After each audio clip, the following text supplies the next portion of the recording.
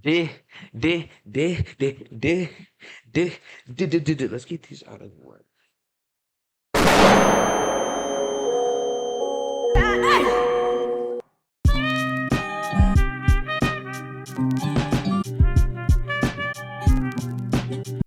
Dream big. The biggest. Marty Supreme Christmas Day, y'all. Welcome back to Don't Blend In Podcast. I'm your host, Tomas, and I'm here with my co-host. Dream big. Dream big. Marty Supreme Christmas Day. Schwab. Co-host Derrick. Getting into, as y'all could tell by the orange and the orange on the cap and what we've been saying since the start of this. And the opposite of orange, blue. All right. Was that a planned photo negative type vibes? I mean, it looks good. Type shit, I guess. All right. But genuinely getting into it today, we're going to be talking about Marty Supreme. Me and Derrick went to go watch it 2 days ago. 2 days ago, went to go watch it in the movie theaters. And we got some thoughts, y'all. We've been saying for the past 2 episodes, first episode 2026, probably a Marty Supreme review.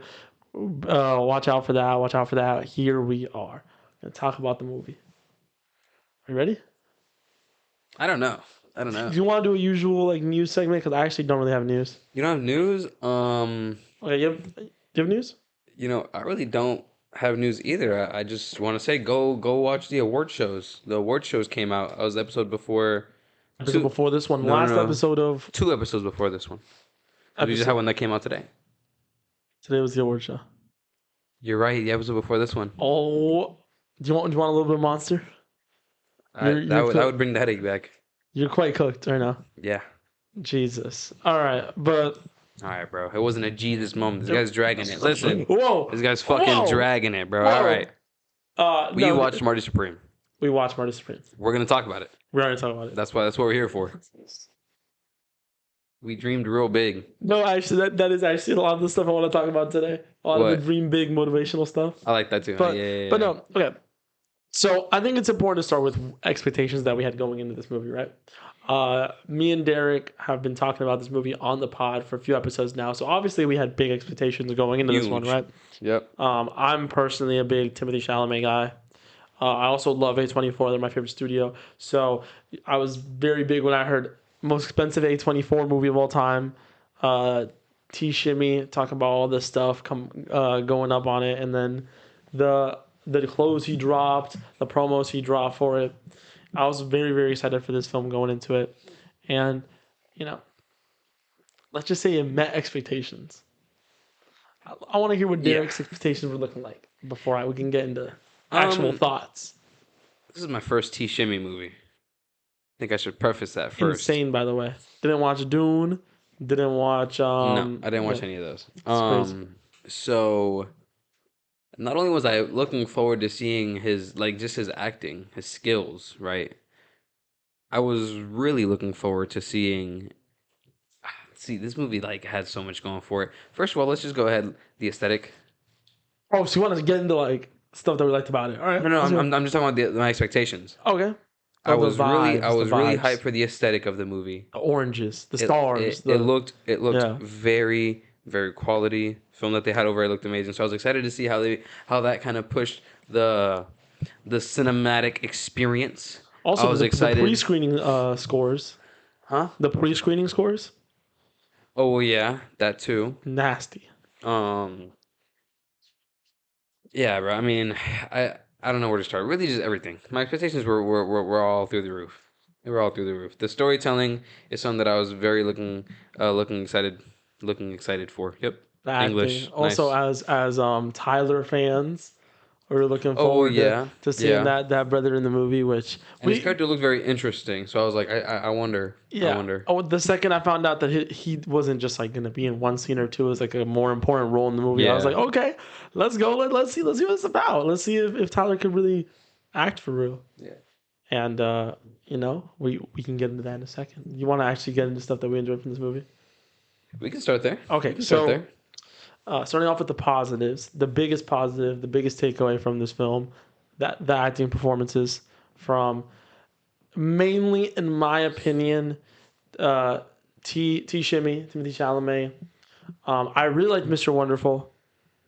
I saw a lot of people actually not liking his performance. I think it's more so he did it well, so you're not supposed to like him in the movie. I think that's what Like you're just people not were. supposed to like him, Yeah, and yeah. he did that well. I think that's Because what I didn't people like were him in the falling movie. for. Like people were falling for that pretty well, and Yeah, he did a really good job, better than I expected. I saw him. me The too. second I Me saw too. his dumbass face, I was like, no, I don't like him on Shark Tank. So can you imagine me sitting in this theater not, Fair, whatever. So fair. the second I saw his face, I was like, oh my god, he's about to fucking suck. He's like, Nah, and then he did a good job. And I was like, well, okay. I think. I mean, I don't know if he's been in any films prior to I this, haven't seen him right? in anything before this. No, But if he hasn't Shark had Tank. that much experience, right? I think he did it well because I mean, partly due to the fact that this movie, and when Tomas and I talked about it a little bit after we watched it, I mentioned this. It really couldn't afford to have bad performances. No, because that's the whole backbone of the Yeah, marketing. so they gave him a role that they knew he was going to be good at. You know what I mean? Or it's like we can't have you fuck up. That's why I brought him up. So That's why I brought him up. I want to talk specifically about not just the acting performances, but the actors they chose and why. Most of the roles in this movie, they chose a specific actor that you would already have ideas about them going into the movie, so they didn't have to deep dive into the character's backstory.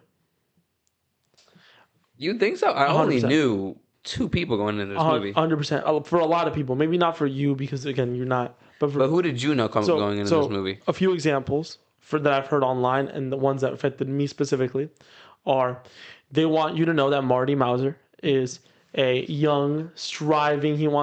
He's motivated to reach his goals, that kind of stuff. So we're gonna get one of the youngest, one of the hungriest actors in Hollywood to play him. Makes sense. They want you to know that what's his name? Start with an R. The actual character's name for Mr. Wonderful. Oh, Mr. Rockwell. Rockwell, thank you.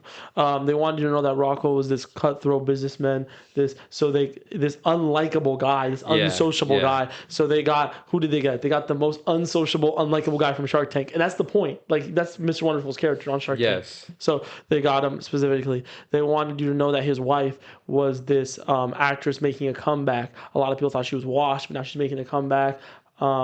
She was like her career was pushed in certain directions, so they got Gwyneth Paltrow to play her. Okay.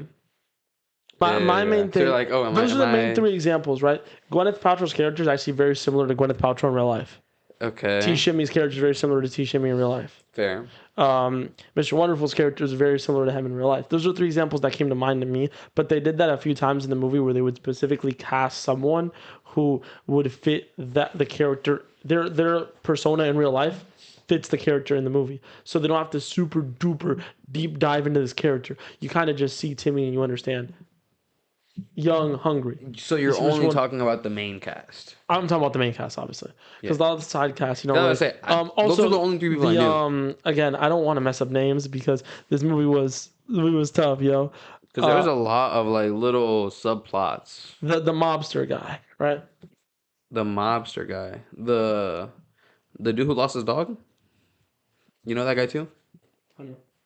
I just want to make sure I get the names right because yeah. So he I know him because he produces and he directs a lot of like mafia type movies. A lot of like I can show you his stuff right now. Look real quick. So a lot of the movies he makes are crime based, right?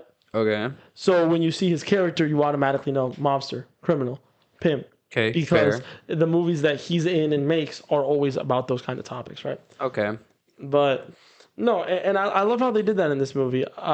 Again, not to keep bringing up same people, but you see Rockwell, right? And he doesn't even need to say anything. When he's walking up to Marty's table, you already know who he is. Yeah. You already know because his wife said he has money. She didn't say he was a dick. She said he has money. You see him coming up to the table, you know it's a dick. He's a dick. It's Mr. Wonderful. And it reflects really well. So I think the casting choices in this movie were amazing. I think the performances were amazing. There wasn't a weak performance in this movie. Yeah, there wasn't. There wasn't. I was really scared that Tyler was going to be a weak performance because, but Tyler was good, man. He did good. The only thing I will say is, I mean, this guy is just he has already had such a long career, and everyone knows him. Oh yeah. For Tyler, for himself, that it's like even though he did play this character well, he really did. it was a little difficult to kind of get out of his voice and get out of his like antics like physically. You know what I mean? Yeah. So it's like you could see that it was. You can notice that it's Tyler acting. You know what I mean? Like I don't see this character, or while I was watching the movie, and completely see the character. Willie? You know what I mean? That was his name. It's like, but there are a couple scenes where Tyler, he'll speak a certain way or say a certain thing or move in a certain like manner that you can tell those are some of his own antics. But otherwise, he did play the character very well. I have it open for you right here. He played the character well. If you want to bring anything up. But yeah, Wally, it's Tyler's character. Yeah, no, he did very well. There was not a single weak performance in this movie at all. 100%. I think Odessa Zion, she played the pregnant lady. Rachel? Yeah, Rachel. I just know the actress name. I don't know the But yeah, she cooked. She did a great job. No, she cooked. Tyler did a great job as Wally. Mr. Rockwell did a great job. Gwyneth Paltrow as Miss Rockwell. Timothy Chalamet and Marty. They all did amazing. Specifically, obviously, Timothy Chalamet as Marty. I want to get into the character of Marty Mauser. But before we really, because that's what the majority of this episode is going to be about. I just wanted to bring up those little stuff before we get into the meat and potatoes of it. One more small side one more appetizer. I liked how this movie started as ping pong. Table tennis, my bad. Started as table tennis. Ended at table tennis. But the whole middle had nothing to do with table tennis. And we're going to get into that. That's something... I kind of liked how that was. It messed with me. You didn't like it? Not that I didn't like it, but... And we'll get into it more, but it did heavily influence my experience. It did? Yeah. Okay. Yeah. I think for me personally, right? I see that and I'm like, the beginning, very tense, but it's very much a sports movie in a way, right? Yes. But it's tense and it's a sports movie.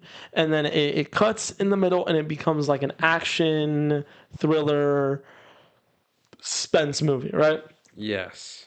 And then it switches back to table tennis. They did that for a very specific reason. And I feel like we've said this a bunch already. We will get into that more in the second half of the episode when we talk about interpretations of the film and what themes and what messages we thought the film was trying to get across. I think they did that for a very specific reason. Do you think we saw butt cheeks for a specific reason? I think we actually did see butt cheeks for a very specific reason. But just as a film experience, you sat down and watched it, not thinking about it too deep, that I can get how that could be jarring. I've seen a few people hate on that online about how it's like this movie had nothing to do with table tennis. It did. It did. It's just the whole middle part. There's just more to it. There's more to it. There's more to it. And you know what I mean? I think to me that's fine. No, that's fine. That's great. It definitely. I was sitting there and I was like, okay, I'm here for the ride. I'm here for the ride 100%. But going in, I was like, okay, I'm expecting this. And this is why sometimes I don't like having expectations prior to movies. Because your expectations were not like that. No, they weren't. Quality-wise, they were met, right? No. Absolutely. But like what you thought the movie was going to be about. See, that's why I'm going to watch it again. I'm going to watch it in theaters? Again. I don't know about in theaters, but I'm definitely going to watch it again eventually. And that is something that I'm going to be paying attention to. Okay. You know what I mean? Because I feel like going into it, it caught me a little off guard. Not in a bad way. See that. But it caught me off guard. So I was like, okay, in the middle, I was like, okay, hold on. Let's reel this back in real quick. You know what I mean? And it kind of rewired how I was looking at the movie as I was watching the movie. So I can respect it made me more locked in, and it was a very interesting experience. Okay. Yeah. So where do you want to start? Okay, I feel that's a good. We gave that's some a good place positives. to leave like a lot of the appetizers and stuff. Like, let's get really into the big. Wait, we said positive. Do you want to say negatives at all? I thought there was many, but I don't know. Or do you want to? I feel like those will come as we start talking about that's our experience. I feel like I said positives, negatives, and then right after I said that, I was like, no, let's just go. Let's just go. I think appetizers we just talked about. Good casting. Gave us a lot about the characters. Yeah. The way the movie played out was kind of I could see how it could turn some people off. I liked it. But I could see the vision. Now, getting into the real meat and potatoes of this movie. Marty Mauser, what do you think of the character? I love them. I think there's literally no other way to put it. I love Marty Mauser. I love Marty Mauser, too. I adored him the whole movie. And I know this is crazy because I'm about to say two things back to back that kind of, jarring. He was a terrible, awful person. and I have never ever in my lifetime related to a character as much in a movie ever. Really? Never in my lifetime. Never. Really? Never in my Related? lifetime. Like genuinely, I saw myself in like so much of myself in this character, and I was like, wow. Interesting. Like, I just everything about him. I'm not even gonna lie to you. Aside from like the whole like fucking all these bitches for no reason. Right. Which I'm not cheat. I would never cheat on my woman. So that. But the hustling. I'm not like a hustler, like crazy hustler like that. But and I think Marty Mauser is quite divorced from Marty Ryan. I'm not pronouncing his name. The real life Reisman. Okay. Marty Reisman, who was an actual genuine hustler. It was all about the money for him. They called him the money. Like his book is literally called Moneyball.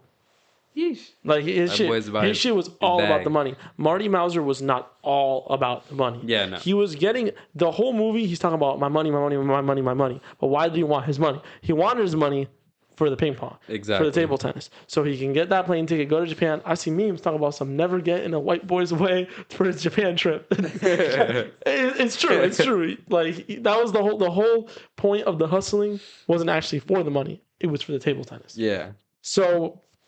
And that's how I view money, right? At least in my current age right now, I don't view money as like the goal. I view money as the pathway for the goal. Okay. See, I feel like I relate more so to how he went about interacting with the money. So like how he would move. Like, dude, this guy is hands on. This guy's on the field. This guy's in there. He's running around the city. Yeah. He's talking to everybody. He's being charismatic. That's really what initially drew me in, aside from his passion and drive. But throughout the movie, when he's like, you would see this guy's always on 10. You know what I mean? He goes and he's talking to someone, and he realizes immediately when he realizes this is going bad. Mm-hmm. It's almost as if like he goes into sales mode. He immediately acknowledges that, but then he doesn't even like talk or acknowledge or directly acknowledge that you're upset. He's just like, hey, listen, we're good. Let's do this. You know what I mean? We're good. We're good. You know what I mean? Kind of flipping the script every single time, and it worked. This guy was so good, and they preface that by giving this guy the whole rep of this guy could sell a shoe to a paraplegic. You know what I mean? He did say, he said that. He can. And he shows that throughout the movie. That was one of my favorite things about Marty Mauser. This guy was on 10 all the time. All the time. He I like sharp, how he's a complex character to a degree. He's not, you can't say he's out and out a bad, evil person. No. But you can't at all in any way try and frame him as a good person. He did so many bad things throughout this movie. Yeah. But then again, there was a lot of moments where he came up and did the right thing. He did not have to beat the fuck out of that guy when he thought he was beating on he what's his name, Rachel? He didn't. Yeah. He did not have to beat up that guy. It actually made his life harder to beat up that guy. Yeah. And he still chose to hit him with that thing on the head. Yeah, because he genuinely cared for her, you know?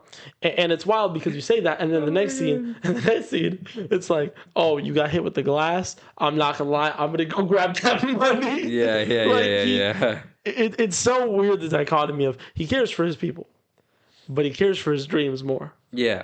But then sometimes he cares for his people more. It's really... Yeah, I think and I think that is so relatable to everyone. Because a lot of people have either said, he's literally me, oh my God. You missed the point if you think that. And there's also other people that are like, he's terrible, how could you relate to him? You also miss the point. We got to point out the fact that people are terrible in real life, right?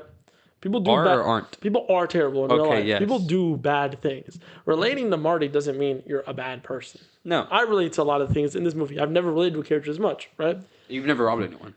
I've never robbed anyone. Yeah. No. And I think the main difference is the reason why he is so relatable, and it's really weird, is because he's not a blank slate character. A lot of the characters that you end up relating to in movies are blank slate characters that are meant for you to relate to them, right?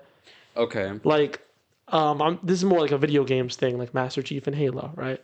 He has personality, but it's more like meant for you to self-insert. Marty is like this dude from New York. He has a whole personality, and he's got his whole thing going for him, and he's just doing his thing. And it's like you see this guy running down the street, and he's just some dude running down the street. Yeah. You know what I mean? But then you go into what this guy's life is like. This guy's human. Yeah, it's This not, guy's and he's not a incredibly blank human. slate. He is a human with a full set of emotions and a full personality, and people still can attach themselves to his character and be Yeah. like, I see, because you're not relating to the actual things he does. You're relating more to the concepts of what's going on. Yeah. I relate to the fact that sometimes I'm chasing my dreams, but I let other things get in my way. For Marty, that's sex. Right? He Yeah. lets sex get in the way of a lot throughout this movie. He literally wouldn't have gotten spanked. Like, that scene would have never happened if he didn't choose to have sex with her in the park. Straight up. Straight just like that. Yeah, it's pretty And for me, hilarious. it's other stuff. You know, like I've let just being lazy get in my way sometimes, you know. I could edit this video, or I could play with the boys on the Xbox. I end up playing with the boys on the Xbox. You know what I mean? I could go out, get dinner with my girl, go out here, or I could do my work. I end up going out. Yeah, it's that having of an opinion. You know what I mean? Yeah. It's like the thing that those Master Chief characters lack is an opinion. If I'm wearing some shoes, No. Marty's gonna have an opinion on do I like those or yes, not. but that's not the main thing. That's one of the things. No, but I'm saying as a human, if you prove that this character has opinion, Okay. and he has a way of thinking through a process of rationale, that is a huge part of making this character feel That's human. true. That's You know true. what I mean?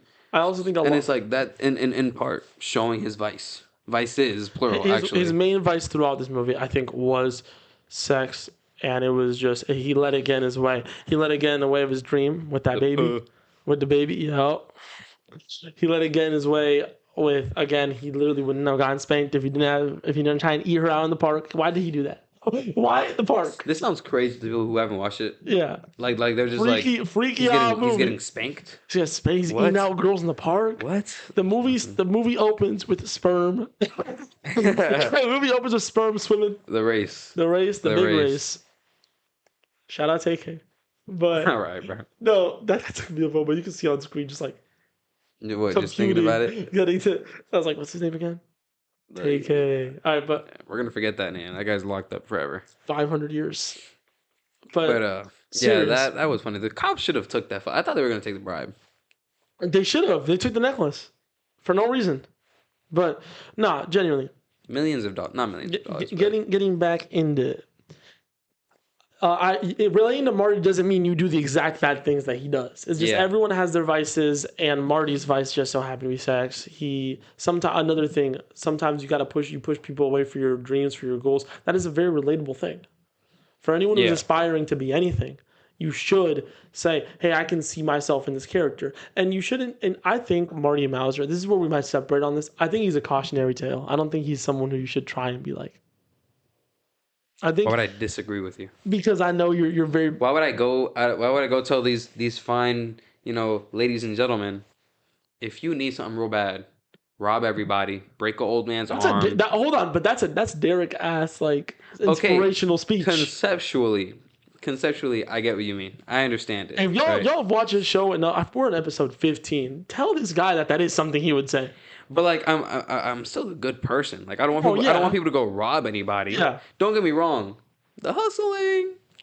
I mean, if you hustle a couple people here and there, but to rob somebody at a gunpoint. I can relate to Marty a lot. I see his actions. I see myself a lot in this character, and I take it as a cautionary tale in the sense of the hustle's important, all that kind of stuff, right? But don't let your vices get in the way of what you're doing. No. Don't. For him, it's the sex. For me, it's like just being a lazy ass. I'm a very anti-vice human being. Like, it's funny, when I first got my car, kind of off topic, but when I first got my car, I was driving, and I figured I like driving fast. And I'm in the car with my girlfriend.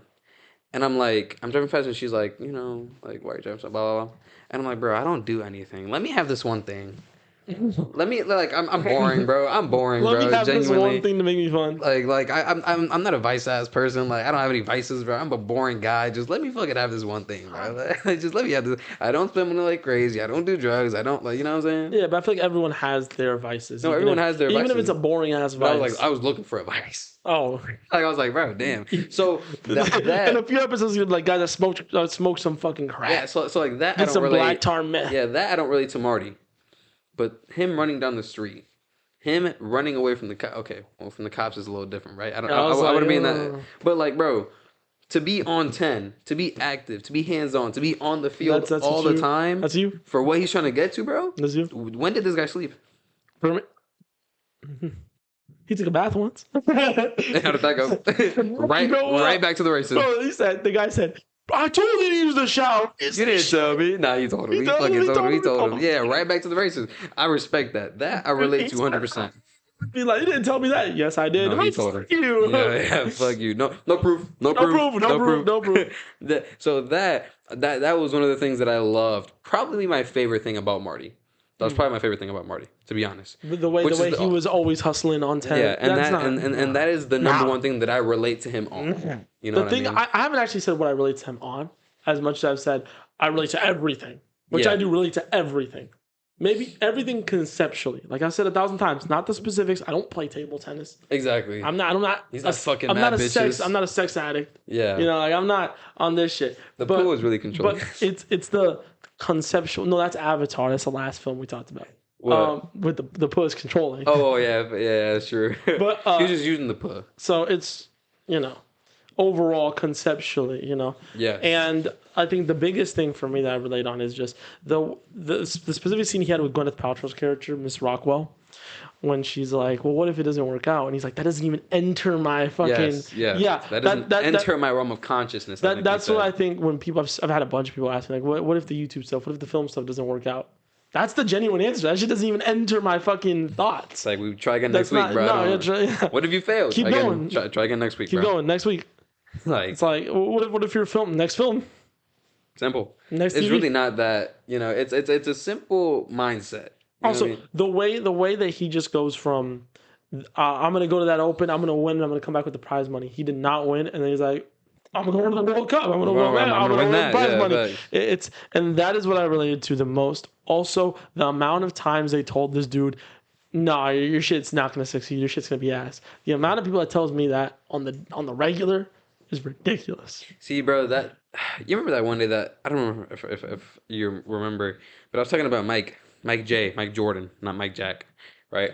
And about his a lot of MJs, how that boy was really a dog, and he would make up the storylines in his head of people talking shit. Yeah. I have to I have gotten in the habit of not doing that exactly, but the arrogance that I exude. You need to find some real life people to talk shit about you. Huh? You need to meet some real life people. I gotta hire people to talk shit about me. Yeah. Genuinely, because I love the arrogance. I have people that talk shit about me. I love the arrogance, and it's because of that partially. Well, actually, you don't need to hire people anymore. We got hate comments on the pod. Yeah. Well, fair, but Shout out. That's another thing that I loved about Marty the whole time. It's in that sense, I not want to be like that, but like you're saying, you relate to that. You see yourself in that, right? So it's how he interacts with people, not in the shitty way, right? Not cheating on his lady and negating the child and treating her like shit, right? None of that. That's not my baby. That's not cool. But it's the arrogance, when we first saw him walking, and he has this real exaggerated shoulders jumping up and down. You know what I mean?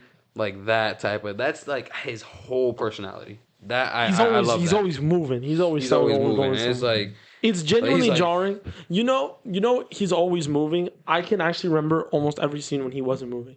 They're the most memorable scenes in the movie because he's literally walking in every single scene or running, or even when he's standing having a conversation, he's shuffling, shuffling back and forth. And I have a very, very distinct memory of the only scene I can remember where he actually just wasn't moving at all, and it was the one where he was in the shower and he was just facing straight up. The water was just hitting him in the face.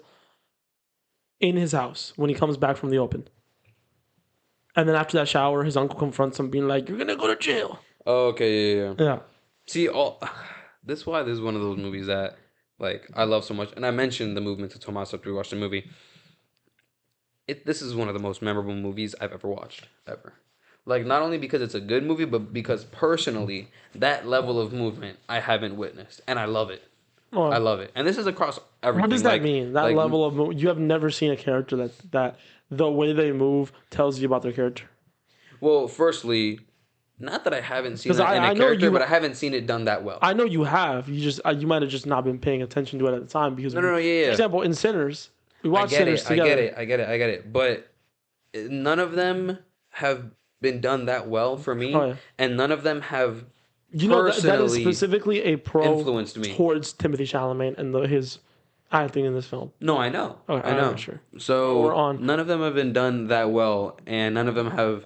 I just haven't been personally interested, personally influenced, personally like loved a performance like that. Because You know what I I mean? would say in Sinners, the I forget his name, the really funny Uncle. uncle. I call him uncle because he's just he's Oh, old. Delta. The funny ass motherfucker, man. Delta The Slim. old. The way his movements was also something that I Yeah. remember. It tells you a lot about his character, the way he moves, the way like. I don't think this is the first time it's been in a film No, that it's you've not. seen, It's but not. this might be the first time it's like really clear to you. You're like, wow, this really Yeah, tells like me a another lot one about that Marty. jumps out at me is Oppenheimer, and that's partially due to the cinematography of Oh, the angles that they catch about him. Robert Downey's character in Oppenheimer, same thing. The way he moves, Yeah. every single fucking turn of his head, you can tell this dude is angry. This dude was Yeah. upset. Yeah. Everything, like even when he was trying not to be upset, you can just tell it on his face. Same thing with Cillian Murphy. You can just tell on his face that he is fucking nervous, Yeah, just especially during the distraught. trial. Yeah. During the trial, he is just sweating bullets the whole time. Yeah, but this is only that much better and more enjoyable for me because it's so exaggerated. You know what I mean? Like he's such an exaggerated person, and that I relate to, and I like it. And Timothy Chalamet just killed it. I have a few other things specifically about Marty Mauser I want to talk about. I have a question for you. Okay. Did he complete his goals in this movie? Did he really do it? Yeah. He seems like he did. Yeah. The way he I think he walks did. and talks after he beats Endo seems like he actually did what he wanted to do. Yeah. Did he really though? When he won. When he beat Endo, the movie even tries to frame it like he did it. This is a big triumphant moment. Yeah, exactly. Did he? He started the movie saying and this will get more into interpretation later, but he started the movie talking about how his two main things were he wanted to sell the orange ball. He thought he could make money off of that. That was a little hustle. And he wanted to be the face of table tennis in America. Yeah. Is he the face of table tennis in America after the Endo match? Not really. No one cares about the sport still after that match.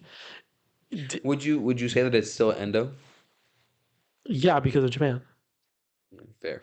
Even if it isn't Endo, maybe Marty is the face of America in Japan, but isn't the face of America in America. Yeah, exactly. Which kind of what he wanted. I was looking at it more of like, if you're looking at did he do it, I focused more on his reaction when he won. Oh yeah, It was like relief. I might And he was happy. Give away a small part of the later interpretation part. I don't think this movie is a complete movie, and that's a good thing. Okay, no, we're not talking about that right now. We'll get into that later. We're getting that later. Yeah, we're not. Yeah. But just like No, stop. Just stop. Never mind. All I'm saying is I don't think he completed his goals in this movie, and that can be a good thing. That could be a good thing. I guess. I mean, if we're looking at it from what did he say he was going to do versus what he did? No, he didn't. But more importantly, what he got from beating Endo was a fully self thing. It was a fully inside. Exactly. He beat his demons in a way. Exactly. That's what I mean. That's how I see it. And this gets not more into like, what do you think the film was about? Which we'll talk about in this section specifically. No, this is an interpretation. This is more just like overall. Like, okay. I have a small thing to say. So you can kind of see how he is a different character before and after he loses to Endo. He's a different character.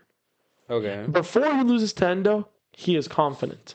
After he loses to Endo, he is fake confident. He is false. You don't see. I'm talking about the way the audience views him. Going into from the start of the movie until he goes in that final match in the Open, you see Marty as what he says he is. Mm-hmm. You think he is the best. You think he is actually the way he fucking pays for the Rockwell table. And he fucks the bitch. And the way he just steals the money and he's like, I'm gonna go to the Open. The way he starts destroying everyone at the Open confidently. The way he plays with the former champion, just playing around with him. Hit the little on the ball, tough, right? And that's how he wants you to see him, right? Mm-hmm. And then after he loses to Endo, there's a very big difference in at least the way I saw him as an audience member. I didn't see him as this guy is who he says he is. Now I see him as a con man. He's a smooth talker. He's not actually what he says he is. He's a liar. And the movie frames it like that because he spends the rest of the movie smooth talking and lying to people and being like, hey, no, I can do this, I can do that. But let's be honest. When he says, from that point afterwards, when he says, I'll pay you back after I win, you don't believe in him as much as you did when he said it the first time. When he said it before he lost to Endo, Yeah, it was but like I don't think that's a product of like his I'm getting there personality though. Let me shifting, land. It's not his actual personality shift. Timothy Chalamet did shift slightly the way he said things, so the audience would catch on a little more. But it's not that Marty's inner monologue changed. Marty himself didn't change. The way we Right. perceived him changed, right? And I think after he beats Endo, as an audience member, you go back to seeing him as you saw him in the beginning of the movie. It's like the piece of himself that he lost when he lost to Endo at the beginning of the movie, he got it back when he beat him. And that's what I see as the win in Japan. That's what the real win is. The real win is the way the audience perceives him. He goes back to being, this guy could actually do it. This guy is, I actually believe in him again. I'm back on his side. I'm back on Team Marty. Instead of being like, this fucking Marty guy, bro. He does everything wrong. Like, look at him. Fucking failure. I don't know, bro. I think, and this is why I mentioned like the distinction between the beginning, middle, and end of the movie kind of threw me off. I don't think like that has anything to do with Marty. I just think the middle of the movie had nothing to do with table tennis. No, but it had to do with the rest of the movie. What do you mean? I think what had to do with the rest of the movie? The whole movie is one movie. It's not the way that people say where it feels like it's two different movies. I see what you mean when we say it feels like two different genres. Mm-hmm. Sometimes it feels like a sports movie. Sometimes it feels like an action thriller. But very important, it is actually one movie, and it does actually flow together. It does, but and everything that happened in the middle was directly affected by the table tennis. But when did he pick up? To scam, to hustle, paddle. To hustle. When did he pick up a paddle? He did when he was hustling them. At the bowling alley. At the bowling alley. That's one. That is a few scenes out of the whole middle of the movie. That's true, because in that middle of the movie, he is hustling to try and get back to the table tennis. Exactly. That's why I don't personally. I understand what you mean. He was always just as confident, just as everything the whole time. It's more about how you believe in him. It just seemed like he was gonna win. He didn't win. Okay. This time, for him to win, it just so happens he has to make it to Japan. So now he has to hustle everybody and their grandmother to get there. He's a little frantic because he knows I have to get this done before the week. So I think that's the only difference, which is partially what threw me off. Craziest week of all time, by the way. Huh? Craziest week of all time, by the way. Yeah, no, literally. Which is like what kind of threw me off throughout the movie a little bit. Again, I still think because it was an amazing movie. It was. It's just I think again a little above my pay grade. You're viewing it in like a weird way. I'm really bad at explaining things. It's a weird movie. I'm really, really bad at explaining things. But again, the way I see it is from Marty's point of view, at the beginning of the movie, the movie plays to the idea that you think it's going to be a sports movie. It plays into it. It starts off as a table tennis movie, and he does the usual like confident thing that the main characters in these movies do, and then when he loses, he doesn't change. He goes back and he keeps saying the same things that he said, the same promises that he made that he was going to do at the Open. He's like, no, I'm going to do that now, this time, over here. And it's like, by the way, he didn't end up doing it because he got banned from the tournament anyways. He couldn't play in it. Yeah. So he didn't end up doing it. He basically lied to everyone twice. And the way you view Marty, at least I keep saying you, but realistically me and probably some other audience members too, the way they view Marty changes after he loses in the Open. Instead of being like, he's going to do it, you're like, is he actually going to do it, or is he just saying he's going to do it because he's delusional? And then to another degree... No, but we knew he was delusional from the get. To another degree, you side with him for being so delusional. You're like, I do want him to succeed because of his delusion. Because you want to support someone who's that much belief in themselves, you know? But... So you got that after... I saw it from that way from the get. This guy is delusional. Same. But it's more like... Before he's delusional because he wants to succeed.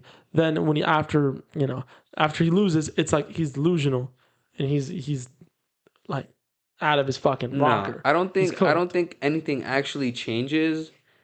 I think you may think it changes because you actually see him putting the delusion to use. My perspective. You actually see his actual. My perspective changes on him.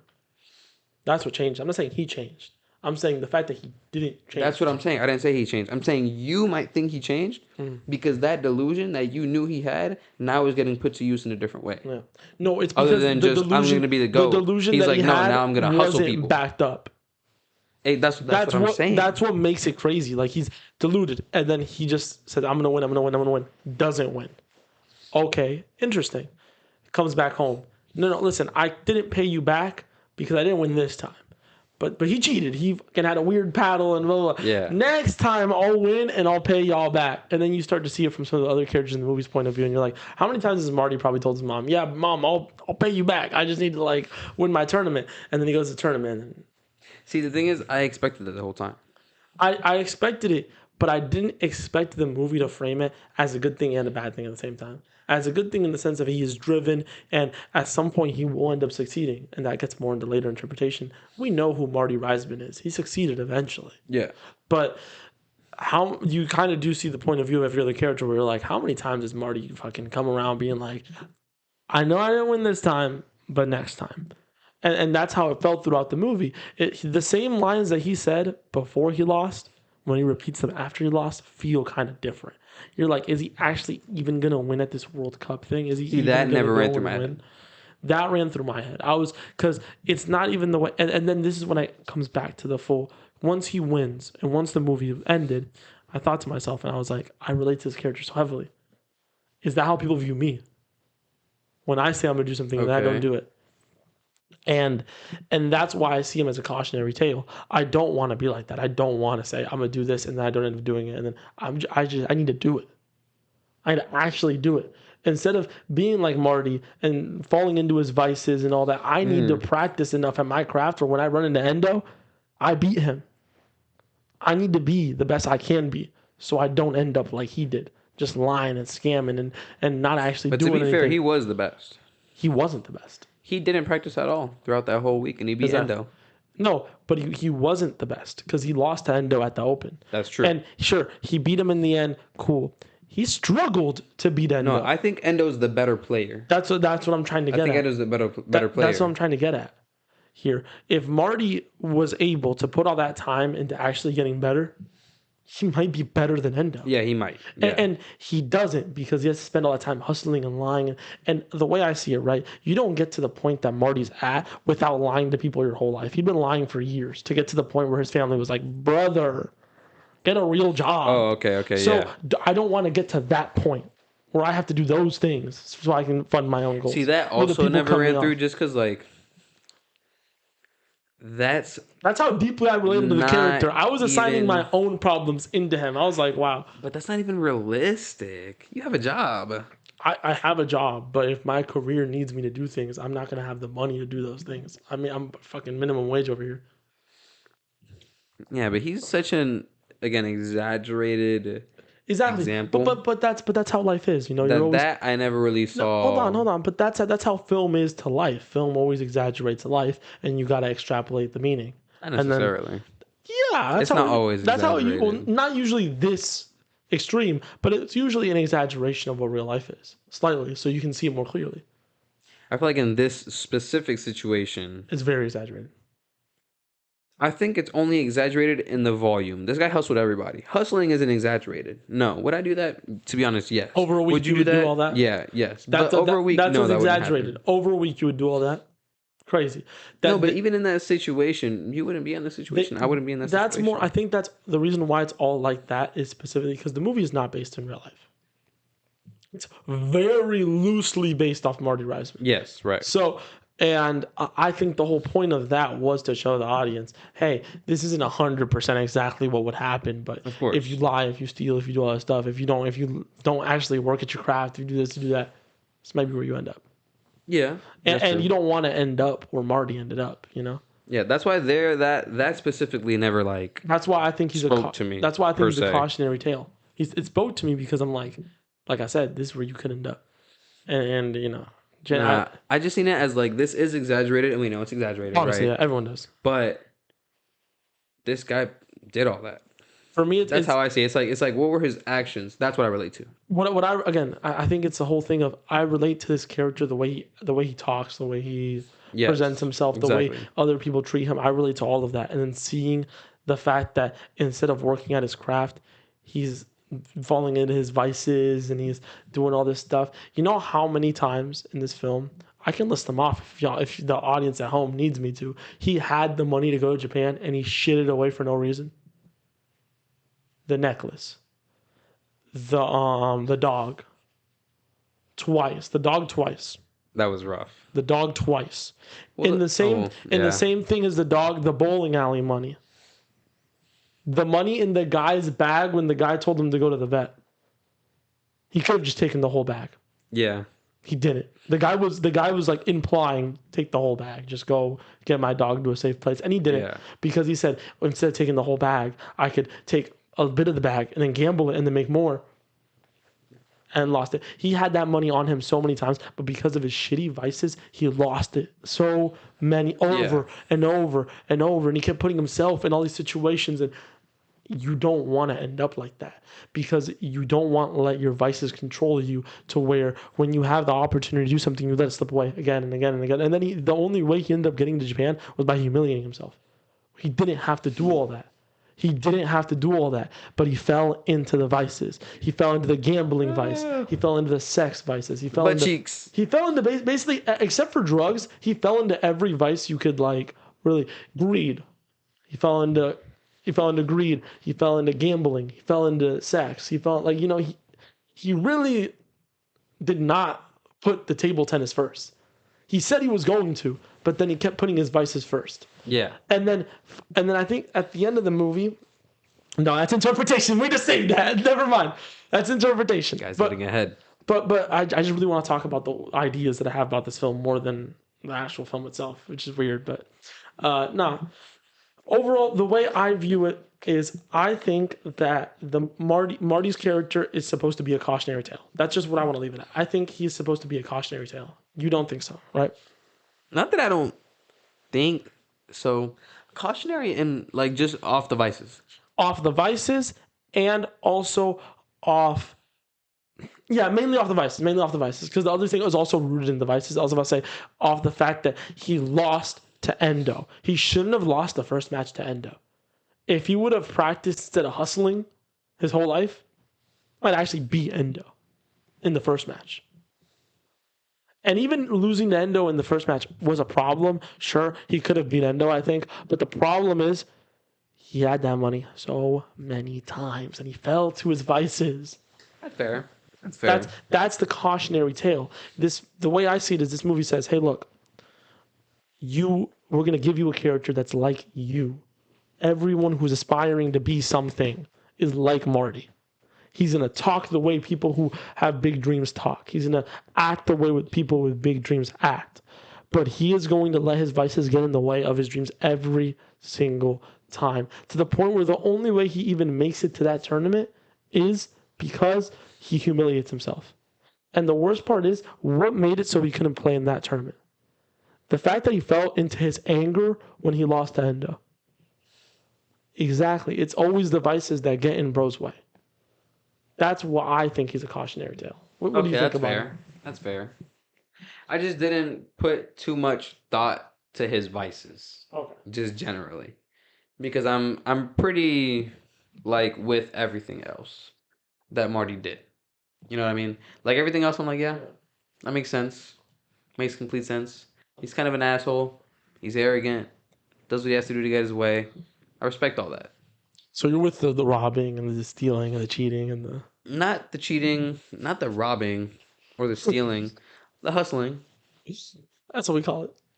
I mean... No, I'm fucking with you. The smooth talking, guy's charismatic. He knows what to say, when to say it, how to say it. I don't want to sign this team. They're like, whoa. See, this guy's about to say some crazy... So you're pro Marty.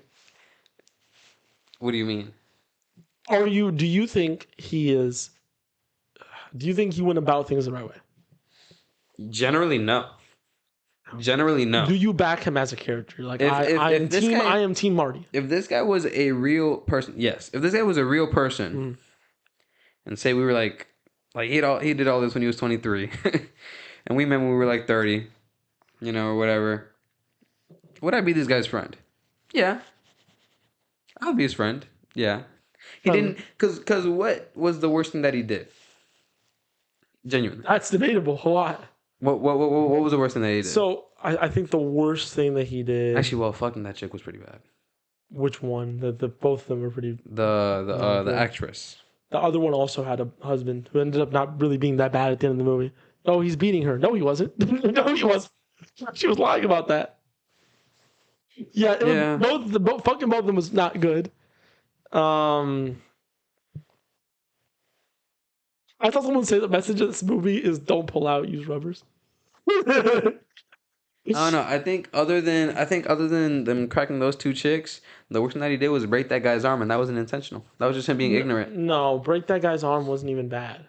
What does that have to do with him? The bathtub fell. They told him because he was being ignorant. Yeah. Told him don't get in the bath. Like he hustles a couple people out of their bread. That's stupid. No, I'm not gonna lie. Because when he made that bread, I would like to think he was gonna pay those people back. No. I'm confident he would have paid those people back. The bathtub thing wasn't that bad in my opinion. That wasn't his fault. It's actually more the owner's fault for not having a fit. Don't use the bathtub. Why the fuck did you give him the room? Why does it? Yeah. I'm 100% on Marty's side when he was like, "Why the fuck did you give me the room?" On God, why the fuck did you give him the room? You told him not to get in the bathtub. Who cares? Yeah. Why did you give him the room? See, like Marty going down there and be like, "You didn't tell me." Like, okay, like that's bad, but not like horrible. Hustling people. The thing was, bad, he went down there. He saw horrible. bro's arm, fucking bone sticking out. The dog is crushed in the bathtub, and he turns at the guy. No, he turns at the guy and he's like, "Yo, you gotta give me my money back for the room, bro. Where the fuck?" This guy's bleeding out. This guy's bleeding out, bro. You gotta give me the money for the. But yeah. Also, I not pointing out too often. The way he did Tyler's character was quite dirty. I mean, Wally was there for him at every fucking turn, and then he literally like their last scene together. One of the last scenes together was him being like, "Listen, bro, you give me all the money, I'll pay you back when I went. You're gonna run your little scheme on your boy who's been with you, your boy who drove you to the joint because you're a bum. You don't have a car." After he drove you to the joint, help you run your little scam, which could get him killed, right? We're talking about a black guy in 1950-something. Yeah. Could get you actually fucked up and killed over it, right? And then the same guy who, when the whole gang ran up on you, was like, "Bro, we gotta go in my cab. This is how I make my money." And you're just like, No, I got it. The way he did Tyler's character of Wally was kind of nasty, bro. Like that's L friend as fuck. Yeah. That's not the point of the. Another moment where he let his vices get ahead of him. Instead of just booking it with Tyler and keeping all that bread, he wanted to stay, see if he can con them out of something else. Bad fucking business. But he poured the gas on those guys. That was good. And then it exploded. They died. Yeah, they would have. Yeah, they died. Okay, fair. That might have been the worst thing he did. He killed a few Johns. Okay, he didn't kill a few. And the thing is, it's like, oh, but they were going to attack him. Yeah, they're going to attack him because he scammed them. Yeah. He was so in the wrong. It's ridiculous how in the wrong he was in that. Well, they scammed them. Him and Wally. Wally, but at least Wally had the decency to be like, "Let's get out of here." Tyler's like, "No, these fucking guys, they're gonna, bro, you're in the wrong." He was. That's the worst part of his delusion. Him being delusional about his goals is great. Him being delusional about being right and wrong in these situations, my brother, you gotta know when you're a hustler and when you know. See, that's what I'm saying. Like you gotta know when you're running scams. It feels like he doesn't know he's running scams. He actually thinks he's getting money like the correct way. He thinks he can like get a over on anybody. No, he doesn't. He doesn't think he's getting the over on people. He thinks he's just he would not have stayed there if he didn't think he can get the over on those guys. I think he stayed because he genuinely thought I didn't do anything wrong. They're just stupid. Nah. They're just stupid. Nah. If they fall, I think it's because I've met people like this. If they fall for my tricks, they're just stupid and they're wrong. No, they're stupid. And that wrong. Being stupid makes them, in these kinds of people's heads, it just makes them wrong because they're stupid. But going into that interaction with those guys, he knew what he was doing. What could he have possibly gotten? He couldn't have gotten more money out of them. He just thought they were wrong. So he was like, fuck these guys. I don't know. We're talking about what's his name? About Martinio, bro. Martinio. We're talking about Marty. He was able to save face, bro. I don't know. That's what I'm saying. Save face because he thinks he's my brother in Christ. You were so wrong. It's not about thinking he's right. He knows he's wrong. I don't think he knows. There's a bunch of scenes in this movie. Bro. There's a bunch of scenes in this movie where he shows he doesn't know he's wrong, or even if he knows he's wrong, he's trying to convince himself he's not wrong. You know what I mean? Himself. Like what? Like, let me get real specific here. I had one and it just escaped my fucking mind. Give me a second. You know what? I get it. It's the camera. It's the camera, It's man. the When we camera. turn these Can cameras y'all on, just look we away lose, for a second? we lose Can y'all just look like everything. We that lose way? all of our thoughts. Just look that way, but not at Tomas. Just look like over there. Oh, the one where he's talking to Wally about his kid. And he's like, it's not my kid. I pull out, man. I'm fine. He knows it's his kid deep down. He knows enough where she doesn't have to convince him at all. She doesn't. There's no. But no. I'm talking about when he's scamming someone. I'm talking about. That's different. No, I'm just using as an example of he tries to convince himself that he's right in these situations. Like, no, but you say another, these another situations. Another example, okay. When they tell him, I think it was specifically his mom or his uncle. It was one of those. He's like, I'm gonna pay you back when I make my money, right? And they're like, how many times have you been saying that? And he's just like, nah, but I'm gonna do it. He thinks he's right. He thinks he's not scamming people by being like, oh, I'll give you money later. Or when he goes to Gwyneth Paltrow's character and he tries to convince her like, hey, I didn't know it was, I felt bad for taking this, and then she's like, it's costume jewelry. You knew it was costume jewelry. They told you it was costume jewelry. But he knows he's wrong, and that's why you're here. And then immediately he just gets offended. He's like, no, because he got caught in his lie, and now he's like trying to save he knows he's wrong. Because in his dome he thinks, and then he knows.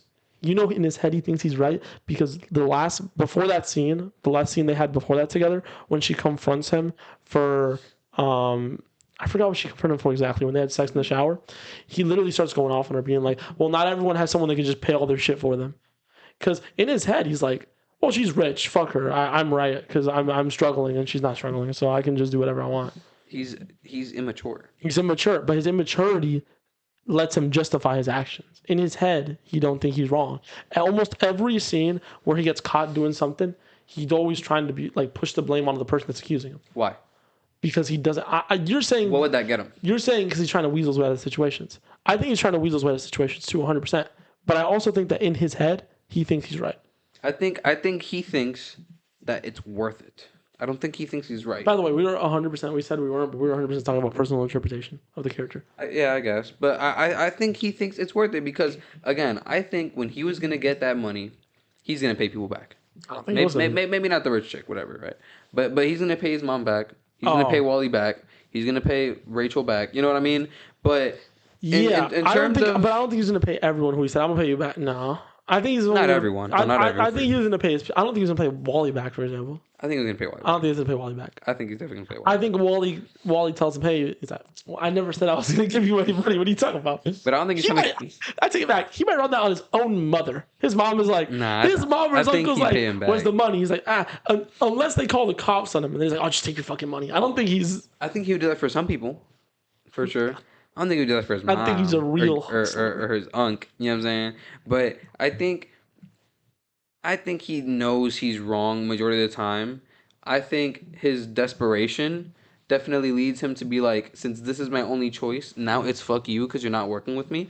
You know what I mean? For example, the shower scene where he's upset with the rich chick. Yeah. You know what I mean? I think the way he knows thinks about her, the way he thinks about her is his mental justification for doing all the stuff that he does to her. Yeah, that is a good one. That's a good one. He thinks he's not wrong in those situations. I think that's him throughout the whole film. He's always looking for justifications to like why he treats these people badly.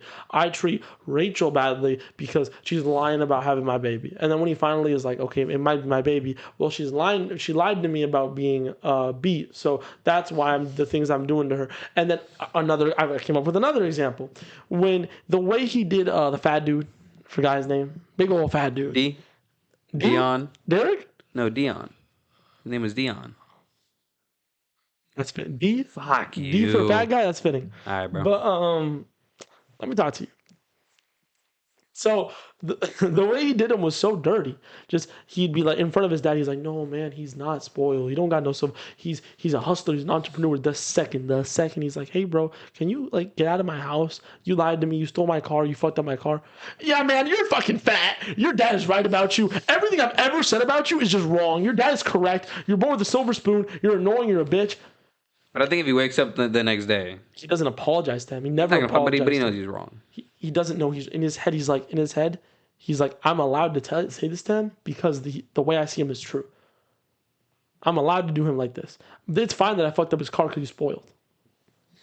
It's fine that and he does this just throughout the movie. The second someone does something to him, his real feelings about them comes out. And then it's like, this is why I do the bad things to you, because I don't view you as a good person. When at the end of the day, sure, they have their problems. Every person on this planet has problems.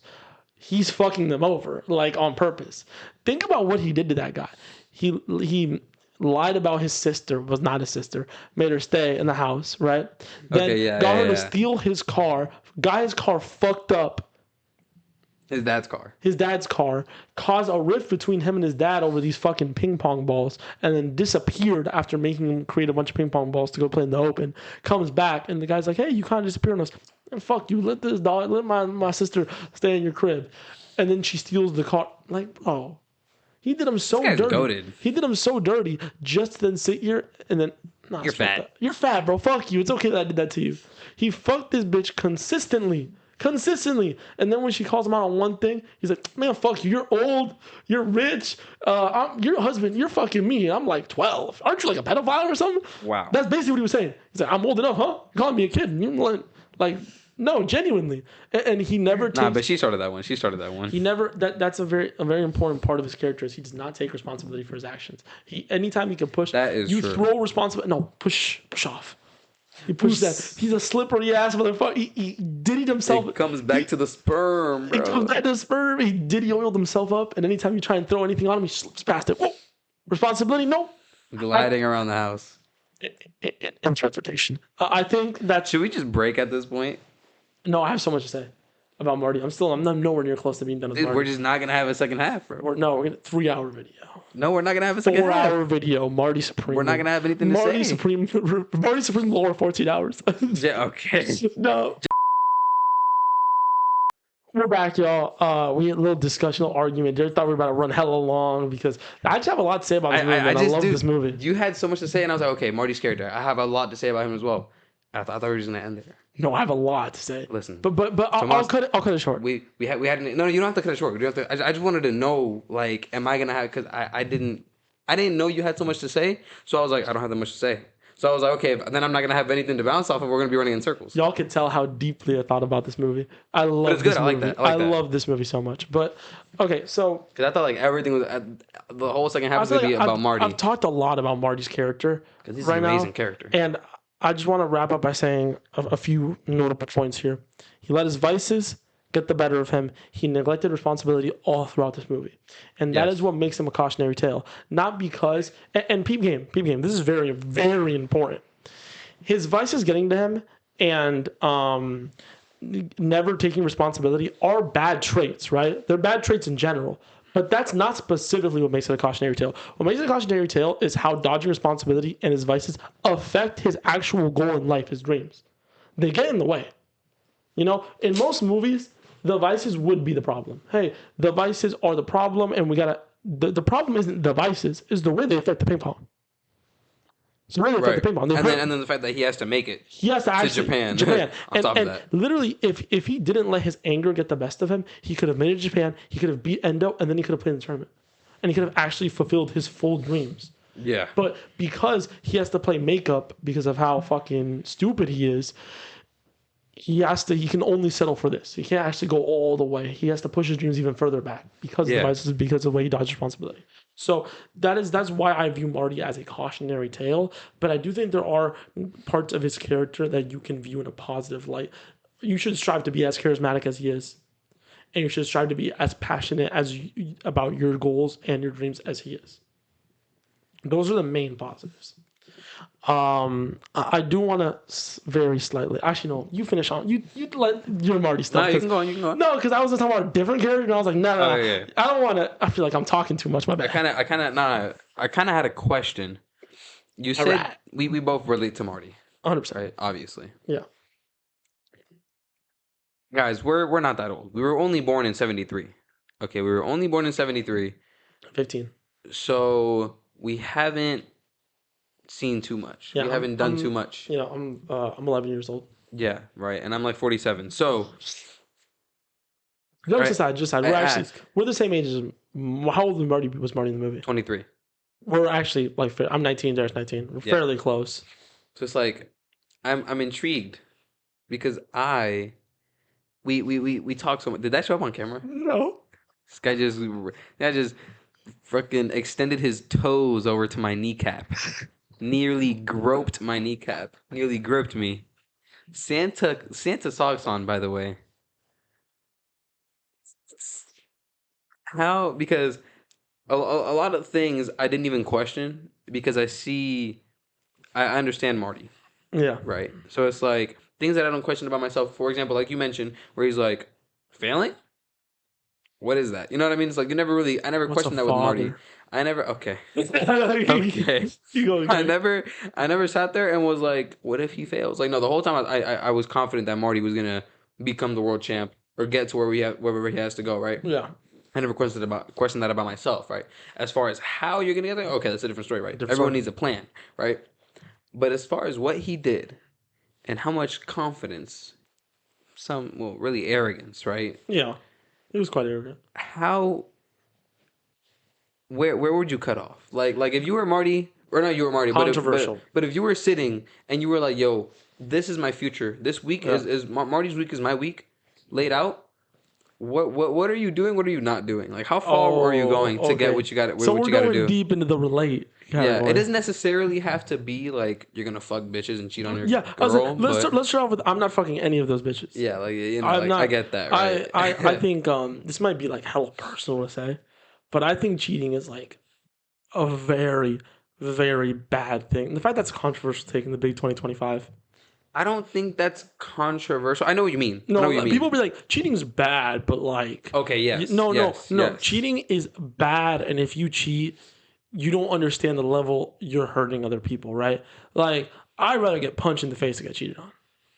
It's like how much that shit heals like quick. Yeah, I feel like it just depends how people see it. Is like how much it reflects on your character. Because like for example, I don't think it's about the way it reflects on your character. That's obviously reflects on your character poorly. Yeah. But I think it's more of the amount of hurt that you're inflicting on another person just because of your own desires. No, yeah, that's what I'm saying. But That's crazy. Nowadays, it's so common that people it's become more normalized because it's so common that people are like, oh, it doesn't reflect on your character as much. Like if I have a boy and he cheated on his girl. A lot of guys, you know what they think? They don't really care. That doesn't have anything to do with me. Okay, well, so if he's willing to cheat on the love of his life, he's willing to fuck you over. He's willing to like that's not your boy. If you're not, I think if you're not loyal in every aspect of your life, I don't think you're loyal in any aspect of your life. Like that's that's the difference. When it comes to loyalty, I'm the person who thinks if you switch your sports team, I'm already kind of looking at you wild. What? Yeah, because wait, you mean as a fan or as a player? If you're a fan, no. Okay. Players are different as career. Yes. But okay. if you're a fan, I just wanted to make sure. If you're a fan and you're switching your team often or at all, really, let's just say your team comes out, your team's been buying referees. Cool, I can see that vision. That's You don't agree with corruption, you're fine.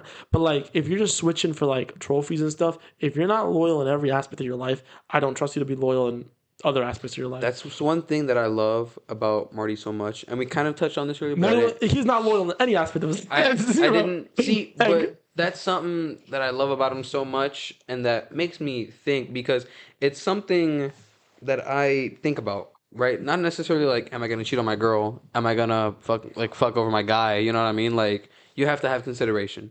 That all comes with maturity. All comes with being a good person, caring about people. I'm off the energy drink, bro. But when you look at a situation like Marty, right, where at the end, spoiler, right, as if we haven't spoiled enough. Spoiler. As if we haven't spoiled enough. He goes to Rachel and he's gonna take care of that baby. He's gonna take care of that baby. Interpretation. Right. As far as we know, right? Nope. Interpretation. What do you mean? Second half. We're not talking about that now. No, I know, but they insinuated that. Second half, we'll talk about that. I'm just saying, you have to agree they insinuated that. I'm not agreeing with that. Second half, we'll talk about it. They insinuated it. Fuck Christmas Day. Anyways, we'll talk about it. Dream big. I like that part of the movie because sit up. He talks about, or not talks about it, but we talk about it because he's dealing with it, right? Yeah. He obviously cares about some people more than he cares about others. So he's willing to go to a certain extent with some people that he's not willing to with others. For example, if we agree with what you said, right, about him wanting to be a father now, he's willing to be loyal. He was not willing to be loyal to Rachel. Rachel did all these things. He was willing to abandon her, but he saw his son, and he's willing to be loyal to his son. Is that what you're trying to get at?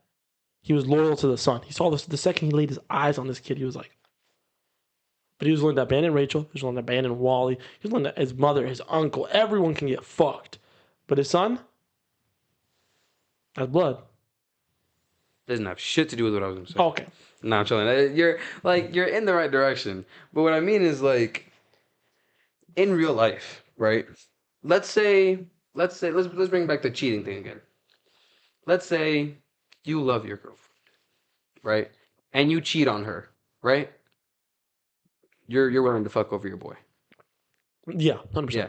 Now, let's say it is 30 years in and you fell out of love and you do not like this lady, like at all, say, right? Or maybe you just met her and you're like, yo, I really don't like her for real, but let's just drag her on, right? It doesn't feel as bad to cheat on her as it feels to cheat on someone that you loved. And you know what the worst part? It doesn't feel as bad, but it's just as bad. It is just as bad. The thing is, if you're willing to be inconsiderate, no, it's not even just inconsiderate. If you fell out of love with someone and you're willing to drag them along, you would do the same thing to me if as your boy. You would. I don't really fuck with him no more, but I'll still talk to him on occasion. I won't invite him to shit, but I'll let him ask. Yeah, but as far as the personal discourse and like the actual the way you're willing to treat complexity others, of his character, that's why I asked you, what would you do? What would you not do? For example, right, you wouldn't fuck the obviously, bitches. that's where this whole cheating discussion started. Right? I wouldn't do that because I think that was terrible. Exactly. I don't think I'd. Let's go scene by scene. Okay. As if this video isn't going to be long enough already. Right. I would rob the store. Okay. Simple sugar. That's fair. That's not that's like, yo, I'm owed that money. Yeah. Difference. I would have shot him in the leg if he didn't give me the money. Like, what the fuck are we talking about? Yeah. It's my fucking money. And I already don't like this Larry guy. It doesn't have anything to do with you. Especially just give me the fucking bread. He doesn't even like the Larry guy. Yeah. Yeah, bro. So I would have done that 1,000%. I would have gone to the tournament. I wouldn't have raged at Endo. It's not Endo's fault. Endo also just seemed like such a likable guy, and he was. Endo, he gave him a second chance. Endo didn't speak throughout the movie. Let's start off with that thing. Well, because he was deaf. No, he actually did speak in a few scenes, and the scenes that he spoke was to the translator quietly. Why? Yeah, minimally. Because he doesn't got nothing to say. It's not just because he's deaf. He's just a chill. Like, he doesn't care. He just wants to play his game, and he wants to enjoy it, and that's it. He wants to be the best, but he's not. He don't got no ill will towards Marty. Yeah, no, he just goes, plays the game. If he's the best, exactly. he's the best. So I would have raged at Endo. Why the fuck am I raging at Endo for? You know, I wouldn't have gotten involved with Rockwell because I wouldn't have gotten involved with Mrs. Rockwell. Okay, right. So yeah. I wouldn't have nothing to do with that. What are some other stuff that he did? I would have 100% hustled those dudes at the bowling alley. 1,000,000%. No fucking doubt. I would have jumped out that window. By the way, I would have jumped out that window with the cop and the uncle. Oh, okay. 1,000,000% I would have jumped out that window. By the way, that's when the movie got real for me. That's when the movie started. Yeah. That's when the action thriller started. Yeah, that's like when I was like, I like Marty. That's when the Marty. sports movie ended in the. Yeah, that's like that scene was when it went from like, okay, you know this movie's I like good Marty to I like Marty. You know this movie's good when it's 2 hours and a half, and the only moment I took a piss break was when it was still a sports movie. The second the action thriller started, I did not have to piss once. Oh yeah. So and as Derrick has said 1 billion times, I take piss breaks during movies. I can't, man. But no, I think I would have done honestly.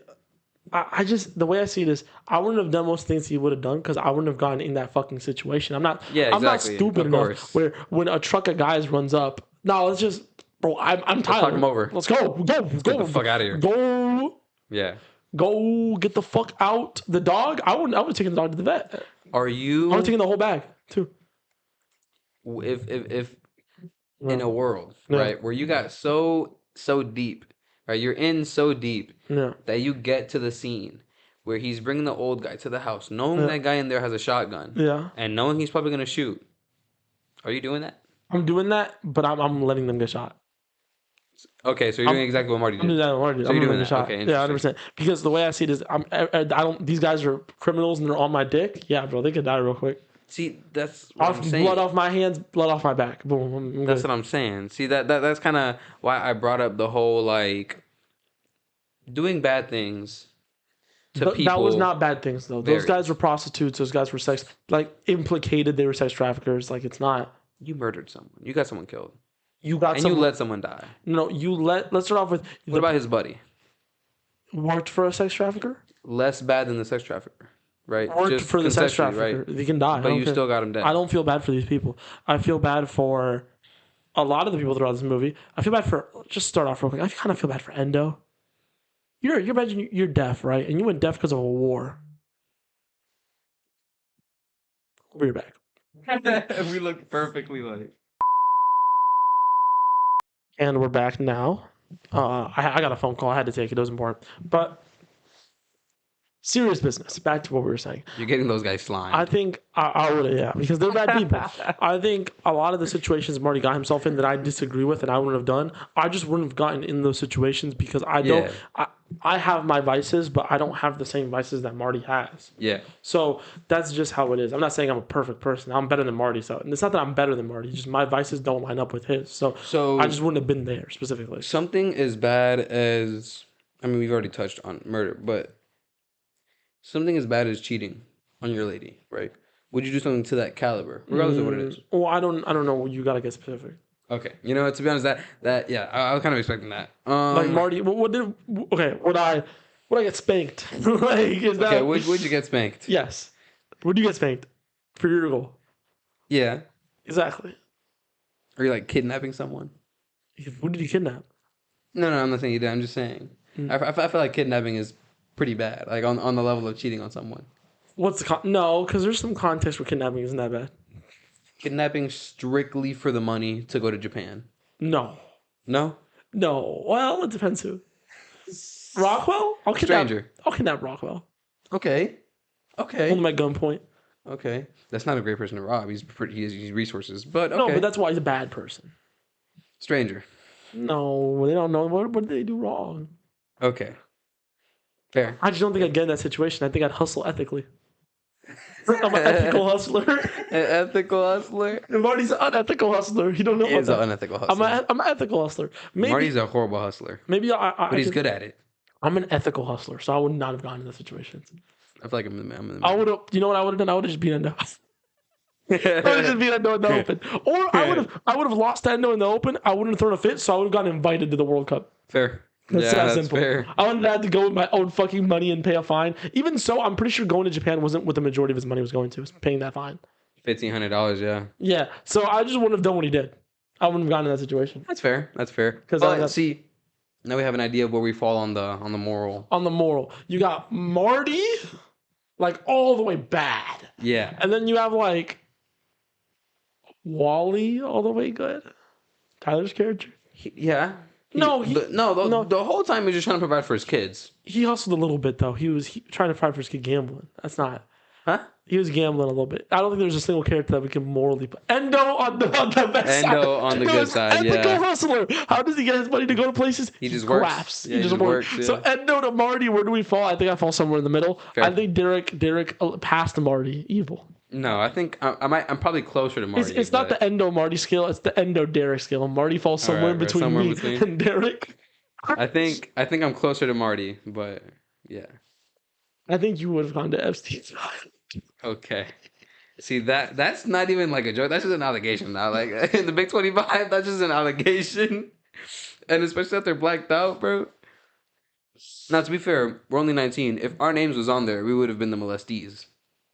Oh yeah, because we've been jits. What are we talking about? Marty Supreme. All right, but no, yeah. So we're both just bad people.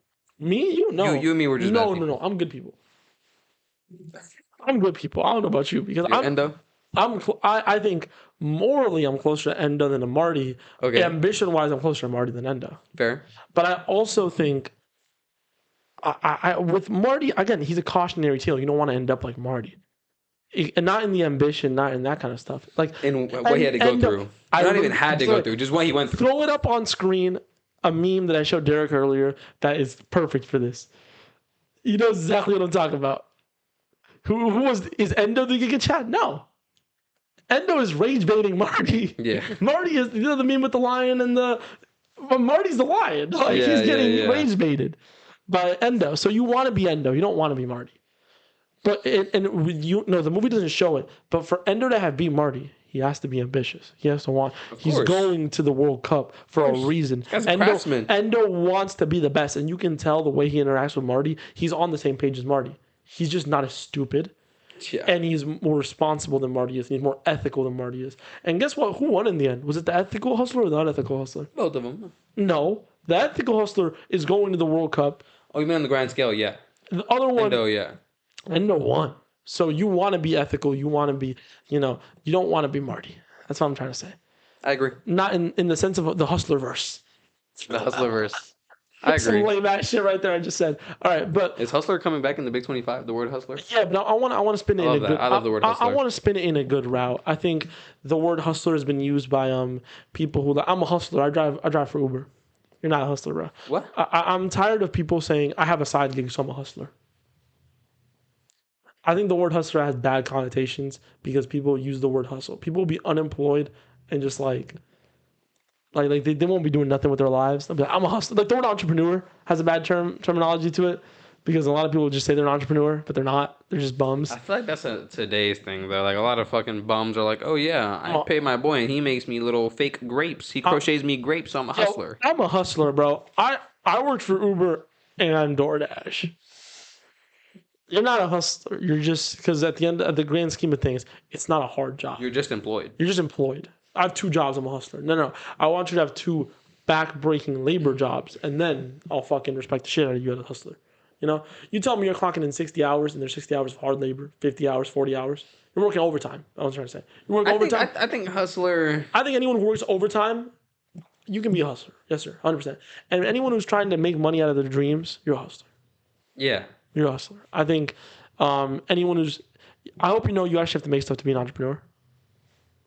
Maybe not make physical stuff. Yes. But you have to create. Yeah, you're right. You have to create something. Whether solve a problem. You have to be a problem solver. You can't just say, "Well, I'm sitting in my room gooning. I'm an entrepreneur. I'm unemployed." But if you make the best gooning tissues, you're an entrepreneur. Entrepreneur. So I hate the connotation of those words, but the way I'm using it today specifically is more like Marty was just doing this thing. Endo's also a hustler. Endo does his craft stuff. And what does he do the craft stuff to fund? Is it to fund his lifestyle? No, it's to fund his dreams. Yeah. That's the whole point of that. That's why I want that word hustler to mean that in the Big 25. But it means Big 26, my bad. Big 26, yes. The Big 26. But yeah, we're living in the future right now. Overall, I feel like we keep getting off topic. Back into things, right? Marty's character was the heart and the soul of this movie. Again, for the 1 millionth time, I think he's a cautionary tale. What do you think? I agree. You agree? Overall, Marty's a cautionary tale.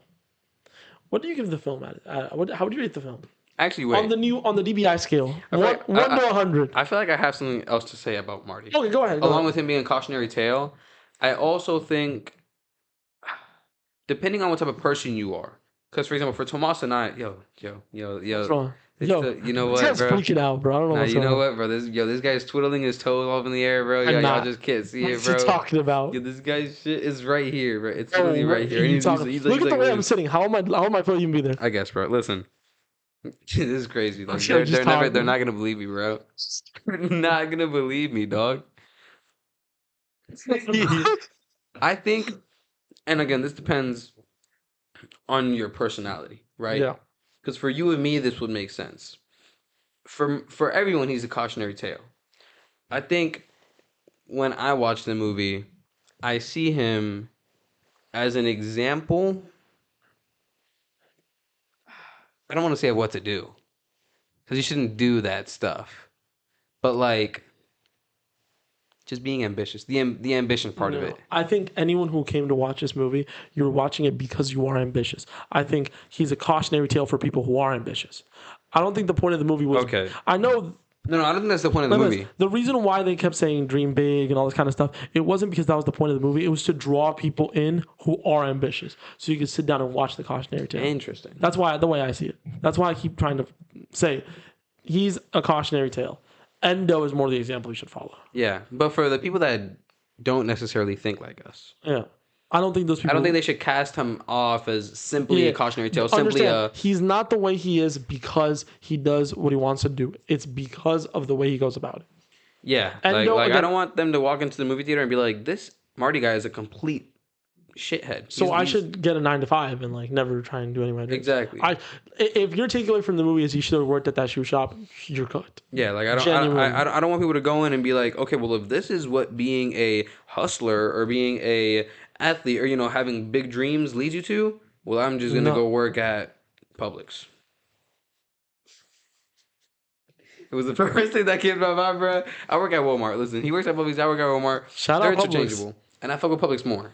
Shout out Publix. So shout out Publix. But I'm saying, but generally, right? I don't want people to think like, oh, I should just go work at some retailer or some, some regular 9 to 5. If that's what you want to do, cool. But if that's not what you want to do, don't look at Marty and be like, oh, if I try something with my life. That's not the point of the movie. That's not. Yeah. No. Why would? But then for people like us, yes, cautionary Timothy tale. Chalamet star in a movie about don't follow your dreams, guys. No, but it's not about what the movie was meant to be. It's about we talked about this last. I know, but I'm saying it for the people out there. Why would that be the message of the movie?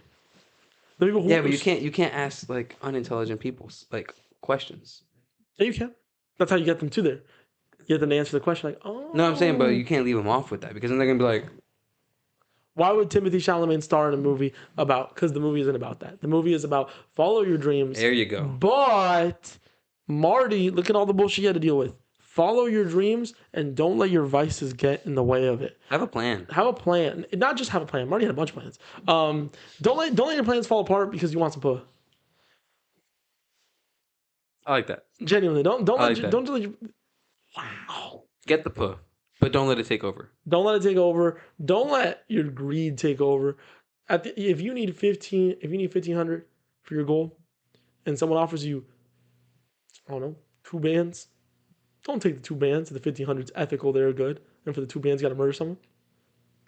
Just go work for the 1,500. No, well, if the second he They robbed someone. he didn't have time for that.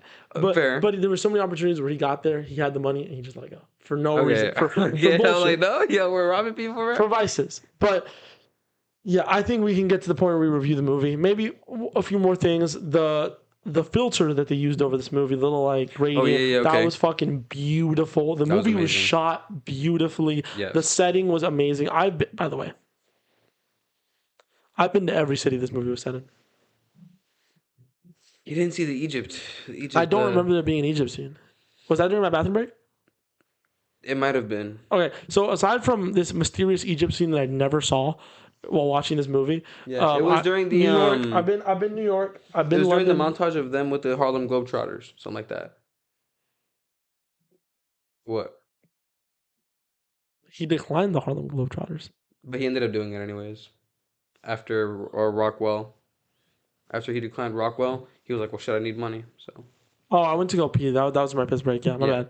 So aside from the Egypt scene, which I didn't see because I was actually that was my piss break. Like right after he declined Rockwell, I went to the bathroom and I came back, and then he was home. Yeah, because it went immediately into the that's one of the main things I do. The real life Marty Reisman did actually do a bunch of stuff with the Globetrotters. Really? That's actually one of the main things. That's actually really cool. That's really cool. So, yeah, just the way the movie was shot was amazing. The way they portrayed the different settings was amazing. I really, really love that promotional video they did of like the Japanese propaganda for Endo. You know that part that was shot black and white in Japanese? Oh, it was like a little propaganda thing being like, Endo defeats the piggish American. Yeah. Like that was great. I loved that. The way that was shot, that was really nice. It gives you a different perspective. So when you do go to Tokyo, you understand where the Japanese people are coming from. So I loved the way the movie was shot. I've said like 4 times now in a row. Jesus. I like how they didn't make New York feel like this giant. Because it wasn't in 1950 something. Great. In 1950 something, they were building the greatness. It wasn't there yet. Yeah, exactly. That's what I'm saying. I like that they kept it local. No, New York felt like how New York would have felt in the 50s. It's very nice. Yeah. I also think it's quite important to point out. I love the way the movie's paced when they're doing the table tennis parts at the beginning and the end of the movie. It is very fast paced, right? The sports parts are, and then everything else is so slow. Like in the beginning part of the movie is how many 8 months? Yeah. And in those 8 months, it is really like 20, 30 minutes into the movie. And then the next hour and 40 minutes is over a week. And they cut to the Japan part, and the Japan part has like 2 time skips. Wait, what? He got to Tokyo, did the game, and left Tokyo in like 20 minutes. When it was sports mode, the movie was very fast. When it was everything else, it was very slow. And I loved how they did that. It made the movie kind of feel like a sandwich, you know? Okay. And I really enjoyed that. I thought that was amazing. So that main points for the movie, we spent an hour, I feel like, talking about Marty Mauser. Absolute fucking highlight of this movie. And then after that, I think the way they let us get to know the characters through the actors they chose. Another one, Marty's mom, proud Jewish American. The actress is a proud Jewish American. W. So you can just tell by the characters. Like you can tell by the way she talks. By This the way movie was built on love, man. The movie was built on love, and I really, really love all that from the movie. The only real negatives that I have, because we didn't say any negatives really.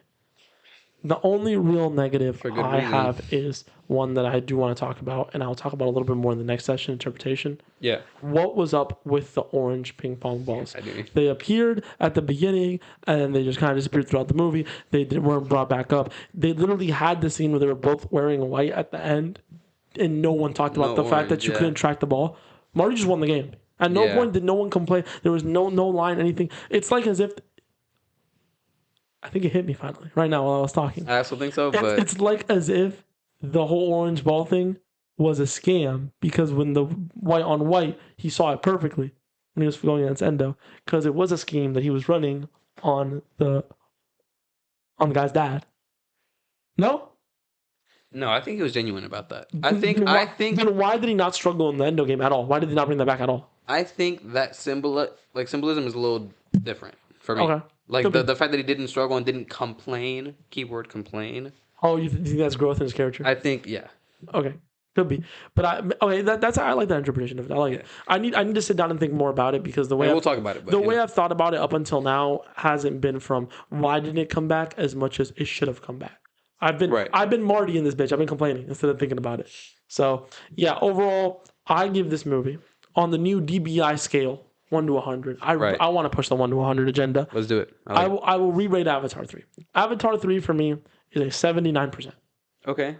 79%, almost an 80%. Still at 82 for me. 79% for me.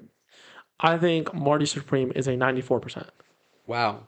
Okay. 94, maybe even it feels like a 94, but I want to say 95. But it feels like I'll leave it at 94 for now. Okay. Marty Supreme is 94% on the scale. My initial thoughts, reactions, what this movie is for me, I'm gonna give it a 91. Oh, you give it 91? Yeah. What do you? So, okay. Again, I think like I mentioned earlier, when I watch it again, I think it's gonna go up to like closer to you, 93, 94. But I'm gonna give it a 91. For like ideas of other films we've talked about before, I'd give Sinners like a 92. See, Sinners is, and we're looking at personal, right? Yeah, personal. Right. Okay. Yeah. I'd give Sinners would be up there for me. Like, I'd give Sinners like a 92. I'd give Oppenheimer like a. Yo, y'all are gonna get on me for this. I give Oppenheimer like a 98%, 97. Yeah, I thought 97. Oppenheimer is like almost a perfect film. I genuinely don't have like I remember last time we talked on this podcast about film, I said my favorite movie was Inglourious Basterds and Interstellar. Oppenheimer, I rewatched Oppenheimer since then, and Oppenheimer's actually like going up to be my favorite film of all time. Like it's up there now. It's in that debate. See, this is not to be fair, guys. Some context here, and we're talking about this actually in real time because we didn't talk about this too much before. Sinners is high because it's my personal. Yeah. Oppenheimer has a very weird... Do you rate Sinners higher than Oppenheimer? Just be straight up. Be real with it. That's why I want to, like, tell you this right now. Yeah. Oppenheimer not only does the masterclass of craft amaze me and make me love this film so much more, I also enjoy it a whole lot. But as far as personal impact, Sinners is greater. So what do you value more on your scale? I think they're both like, I sit down. You think they're both like a 96? And I genuinely don't really see flaws with Oppenheimer. I don't. I see flaws with Sinners. We've talked about it before. I see flaws with Sinners. But personally, I enjoyed Sinners more. I think Marty Supreme is my... So it's like, if we're going just off of like which movie is better, I'm giving Oppenheimer the higher percentage. The award shows just came out, y'all, and I'll say this right now. I actually said that in the episode. If Marty Supreme was out, it would be a different story. Marty Supreme was the best thing that came out in 2025 for me. For you? 100%. I didn't watch the DiCaprio film. It's gunning for 26. I need to watch that DiCaprio film. Oh, I know what you're talking about. Because that one I've heard is the best movie that came out this year. Better than Marty Supreme, better than Sinners. Interesting. Okay. So I need to sit down and watch it. But aside from that one, Marty Supreme is the best movie I saw in 2025. It is the best movie that came out in 2025 for me. And I give it a 94% on the DBI meter. I got it at 9.1. I liked it. 9.1. So first two scores in the 90s, dude. Yeah, bro. This movie was insane. All right. So we'll take a quick little break. Not really a halftime break, more like a 3/4 break. Yeah. And then we'll come back to y'all and we'll let y'all know some interpretations that we had specifically about the ending. We got some fun stuff. We got some fun That's stuff. going to be a... All right. Shit, you'll see. We're back, y'all.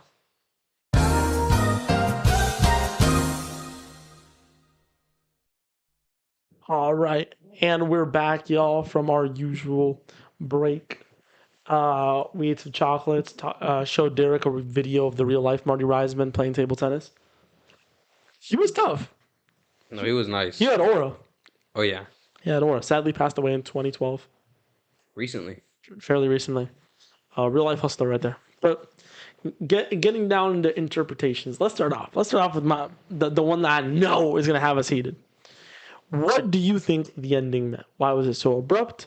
What do you think it meant for the future of Marty Mauser? I almost said Reisman. My bad. Marty Mauser and his little son, little junior. Yeah, abrupt is one way to put it.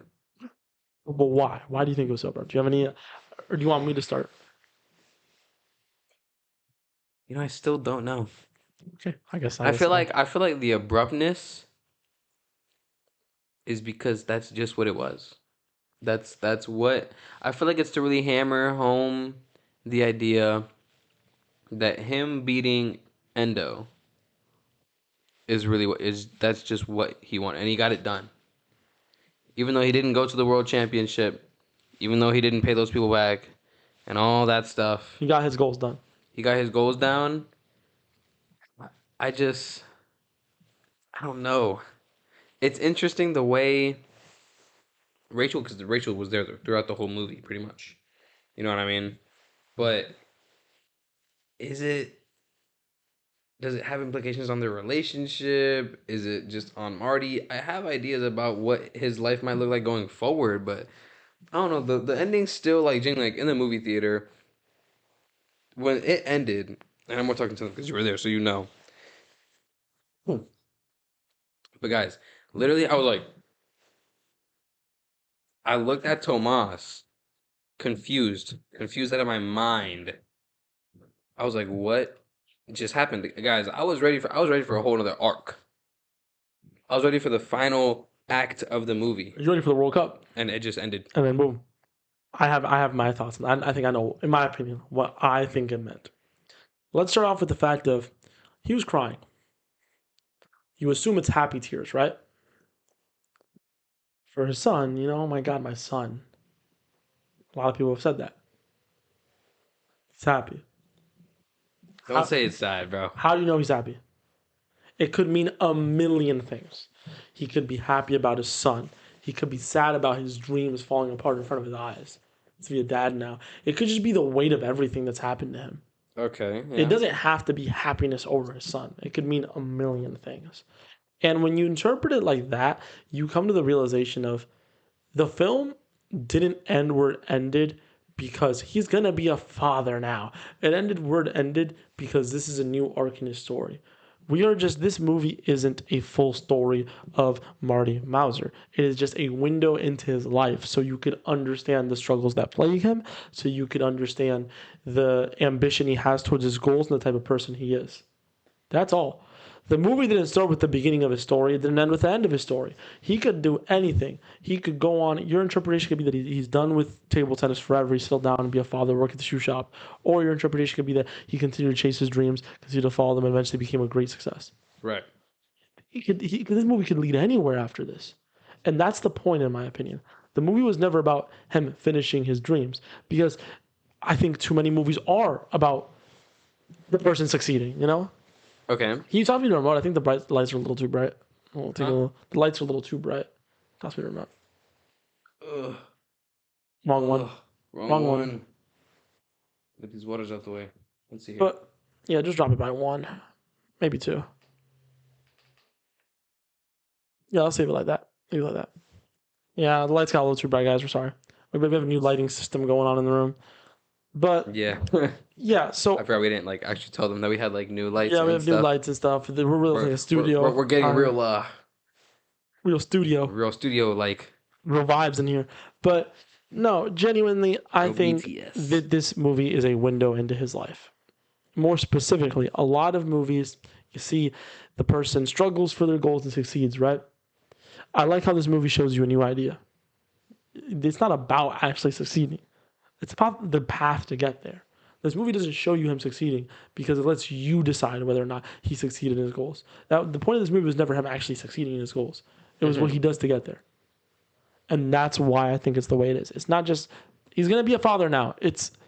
This is a new chapter of his life. And we saw a window, we get an idea of who he is. And based on the idea of him that you get, where do you think he's going to go from there? And a lot of people are like, well, obviously he's going to dodge responsibility. No, he could actually be, based on what we know of him, he might actually just settle down and become a father. Mm-hmm. There's some signs with the way he talks to Rachel when he comes back and the whole demeanor of him coming back from Tokyo. But then again, it's very easy to say he's going to fall into his old self. Very easy to say that. And he might actually not be a great father. He might just keep chasing his table tennis. He might try and be a good father, but keep chasing his dreams while he does it. And the movie leaves that up to you. Where do you want Marty Mauser to go after this? Where do you think Marty Mauser's going to go after this?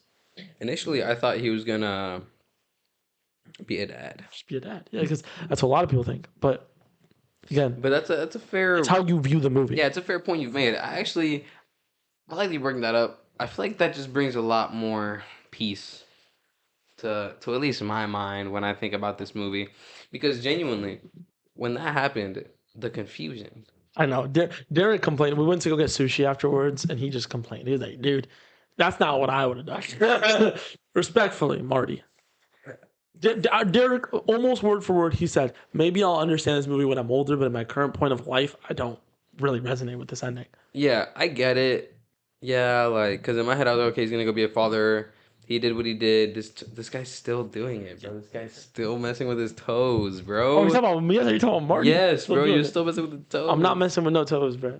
He's talking about toes. Listen, I thought, I mean, he was like, oh, this guy's going to go be a dad. So, yeah, in my head, I'm like, yo, fuck them kids. Like, you didn't do what you said you were going to do. So I was like, this isn't, what do you mean this is the ending? You know what I mean? Yeah. So, again, like Tomas said, I do think I'm gonna sit with this better, personally. In older age. At an older age. I think. But again, right now, I'm like, yo, if I was Marty, I would have been. I mean, well, okay, the guy's having a kid, so I guess I can't really wrap my head around that where I'm at in life. But like, again, you just have a dream. You just can't wrap your head around it. It's not where you are in life. Yeah, you have a dream, bro. It's that simple. I mean, I'm like, yo, fuck them. But kids, again, bro. Derrick, it's the way you view the ending. It's the way you interpret it. I don't see this as the full story of Marty Mauser biopic. Yeah, I like that. I like thinking about it that way because it gives me more, to be honest, more peace because it's true. It's true. When the movie starts, why doesn't Larry like him? Why did he have to take the job? They hint about a bunch of stuff that they don't really explain in this movie. They just kind of throw it out there because the characters in the movie know why things are the way they are. Yeah. And that's because, again, this movie doesn't start at the beginning. This movie doesn't end at the end. It is just a window into his life. It's not. This movie isn't the story of Marty Mauser. It is a character analysis of Marty Mauser. To be fair, I think while I was watching this movie, and I genuinely thought about this while I was watching this movie. It's a day in the life type shit. And why I know I'm gonna have to watch this movie again is because, like you mentioned earlier, that it started as a sports film, ended as a sports film, I guess you could say. In the middle went everywhere, like literally everywhere, but still focused on what was going on. That, as of right now, I felt like while I was watching it, it was a little above my pay grade. You didn't think, yeah. Like, in terms of, like, just understanding how this film does things. You're not enough of a film nerd yet. This is like a future. Yeah. This is one that's like, okay, I recognize its greatness. Let me put it this way: I recognize, because I enjoyed watching it heavily, so I recognize that this movie is masterfully done. You don't know why. Beautifully. I can't really wrap my head around how they did it. You know what I mean? And why I enjoy it the way I do, because I enjoy this. I love the fact that we got to see every little thing that happened to him and every little way he reacted to everything. But I can't really put like my finger on like why do I like this movie so much? Because, and to put it this way, I have a couple movies that I love. Mm-hmm. You know what I mean? So it's like, on top of I haven't watched that many like amazing movies. I also have a history with movies of like if I don't really like it, it's not really gonna crack, my top 15, my top 10 easily. So I'm giving this movie a 91, and that's a genuine 91. I think this movie is amazing. I can't if when I watch it again, I think it's gonna go up. I think this is gonna age beautifully I think for me again, personally. the way I think this movie is a movie you have to think about, and I don't think you've watched a lot of movies yet where they're movies that you have to think. That's the point of the Yeah, movie. I was having this conversation with my dad the other day. He was like, "Oh, you always say these movies that like you think you're smart," because I'm like, it's not about thinking you're smart. It's not about being smart. It's just some people watch media to escape their day-to-day lives. They have like very stressful lives. They're very stressed. So this is yeah, not a movie for that. This movie is not. If you're a person who's stressed his fucking life, bro, do not watch this movie. This movie is stressful. yeah, This bro. movie is like if you like to think about your art, if you're someone who really likes to sit down, basically if you're unemployed and bored, if you're a bored ass motherfucker like me, then this is a great movie to watch because Yeah, you can sit down, you can think about it, you can come up with a lot of different interpretations of the movie. Again, I see this as a character. This kind of brings back to what we were talking about earlier with Marty's character.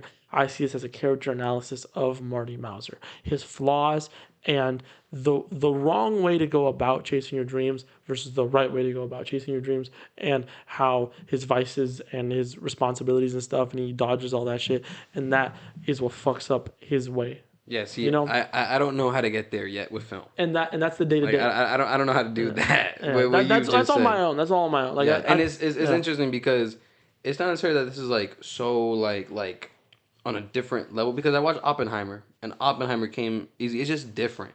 It's so different than Oppenheimer anything I've spells seen. the difference is Oppenheimer spells it out for you at the end. Yeah, If Oppenheimer, do you but I'm think saying as far as how it progresses, if they I can didn't keep up if a little they better. didn't have It's that also a linear scene, story, but if they didn't have that scene with Oppenheimer at the end where he says, "I think I set in motion the end of the world," yeah, do you think you would have understood the movie as well? I think they spelled it out a little I bit. agree. I think I agree. Nolan I wouldn't have. noticed like, oh, this movie's kind of wild. So let me have like a final scene that wraps the story. There was like 4 different plot lines, and then the last scene kind of wrapped up all 4 plot lines into one. The last like 10 minutes of the movie. This movie ended abruptly on purpose. Yeah, It's because this movie, again, my interpretation, crack in the window, day in the life. You're seeing his character. You're not seeing his whole story. You're just seeing him. yeah. The character analysis, I'm not there. That's I'm not there that's yet. what I saw about this That's why movie. this movie was like That's why this movie is amazing. called. I But think that's why the movie is called Marty Supreme. It's about Marty. There's moments where we get a little sidetracked, and you can be like, "Oh, it's about the baby. It's about Zion Odessa's character, what's her name? Rachel." Rachel, yeah, Odessa Zion. It's about her character. No, this movie is about Marty. It's a character yeah. analysis of Marty. All these other characters are just moving pieces around Marty that they throw at him so you can see how he would react because it is a character analysis of him.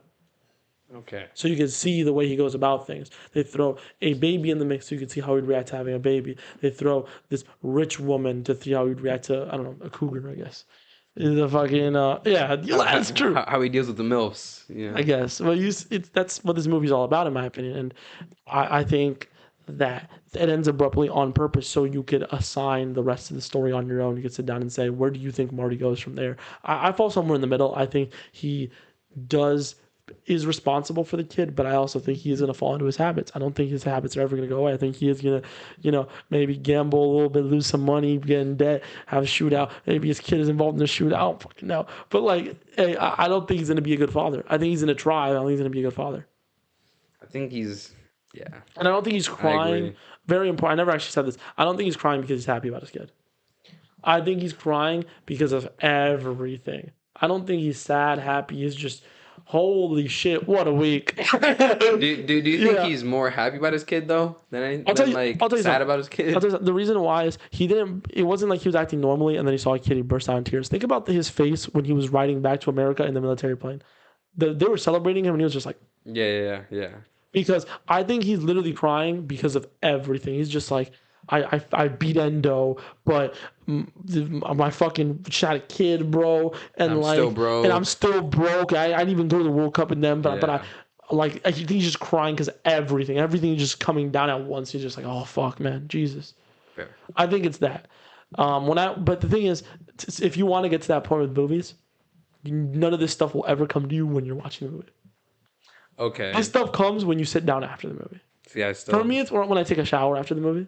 Okay. That's why I literally said, like, when he was in the hot shower just like this, that's why I take so long in the shower. I do the exact same thing that Marty does. I'd just be sitting there like this, be thinking about movies and stuff.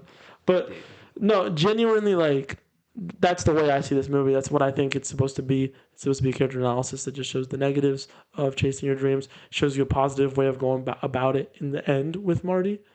And I think this movie is also, not to get real crazy, I think this movie is about the corrosive effect capitalism can have on people.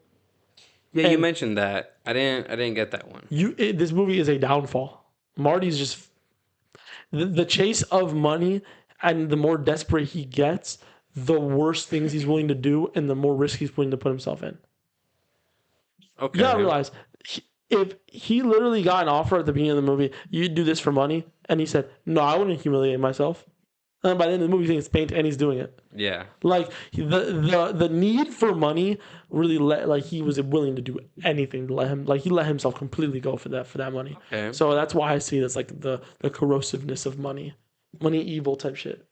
That's not the main point of the movie, obviously, but that is, like, to a certain degree something the movie is trying to say by showing how, like, people are really willing to let their moral boundaries, their personal boundaries, just go for the money.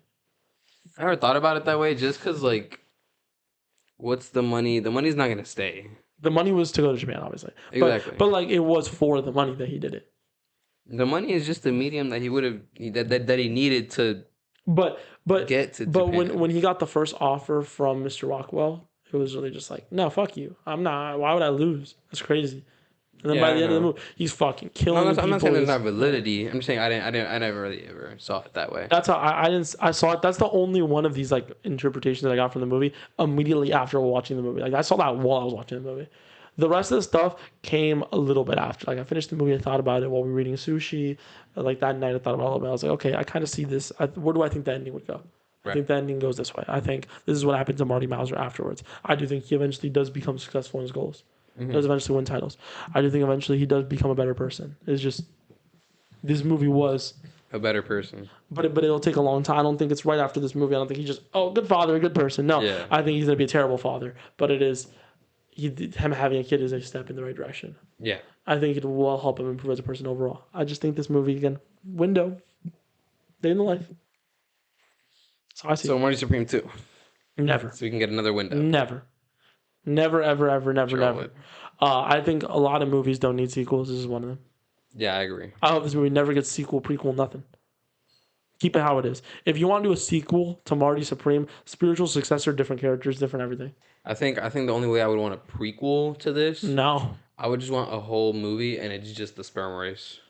That was the prequel. But it's Marty as a sperm. Exactly. 2 hours. But I want the one caveat. What? I want it to have the mustache. Timothée Chalamet standing on top of a giant sperm cell. Dream big. Dream big. No, but the only way I could see a sequel, if it's a spiritual successor, like similar themes, similar stuff, completely different characters, completely different setting, completely different time period. Just with the same themes, same ideas of like chasing goals. And what you want to do. That's the only way I see it. Like, same people behind it, that kind of stuff. It's the only way they could do that. I don't think... Not every movie needs a sequel just because it's good and just because it's successful. Sometimes you need to write new stories. Yeah, that's why I'm happy that Sinners is also not... What? The cinematic universe isn't happening?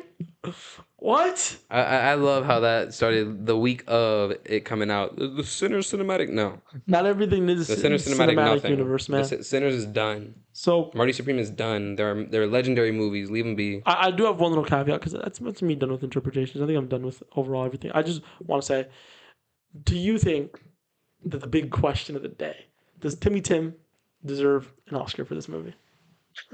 You know, going into this conversation, my first thought was, would I be upset if he got it over Michael B? Oh no, he deserves it over Michael B. No fucking debate. Oh, he deserves it over Michael B. 1,000,000,000%. And then I watched it, and I was like, you know what? I wouldn't be upset if he won it over Michael B. I don't think Michael B. deserves it over him. Oh no. I don't think Michael B. deserves it over him. I'm biased. Michael B. The only reason why it's even a debate is because Michael B. played two people. Yeah. That's cool. Great. But both of his performances were not as good as Timmy's performance as Marty Mauser.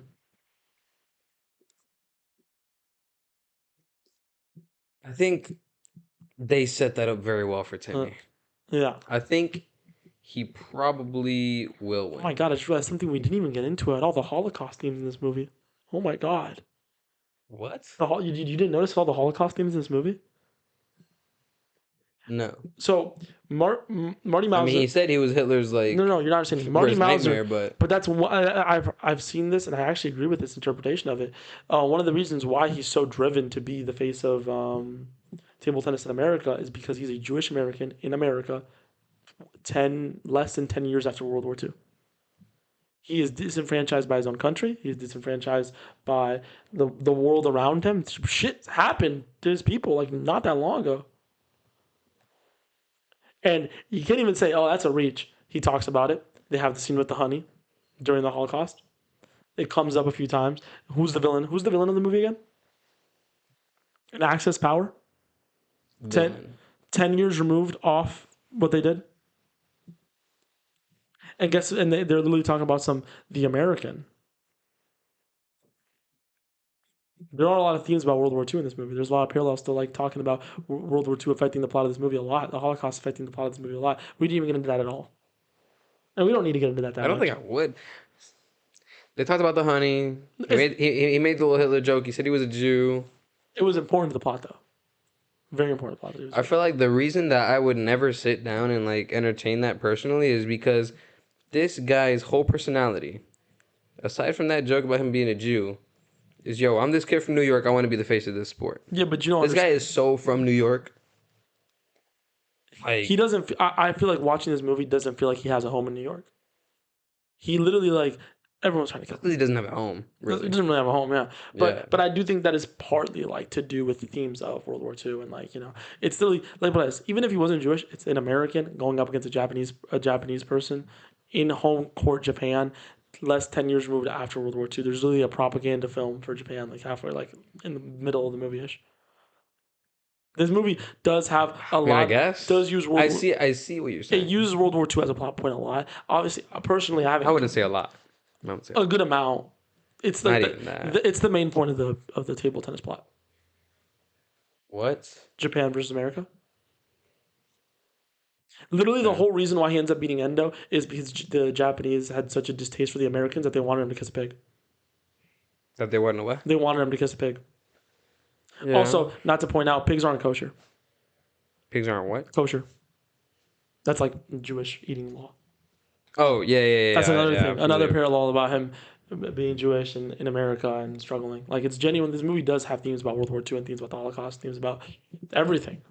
It's very interesting. I see the thing is, I wouldn't say it drives the movie. It drives the ping pong plot a little bit.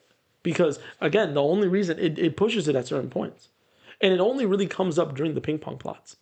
It doesn't really come up during the action. How does it push the ping pong plot? Aside from, American, Japanese, pig, Japanese pig, that's like the main part of it, obviously. There's also the, now, see, this, admittedly, I don't know what this means yet. I need to analyze this deeper. But there's the honey scene means something. Mm-hmm. Deeper than what it's just saying. Right. I don't know what it means yet. Okay, yeah. But I know it means something. I know it will connect my little theory of the World War II themes in this movie. I just need to tap in with that.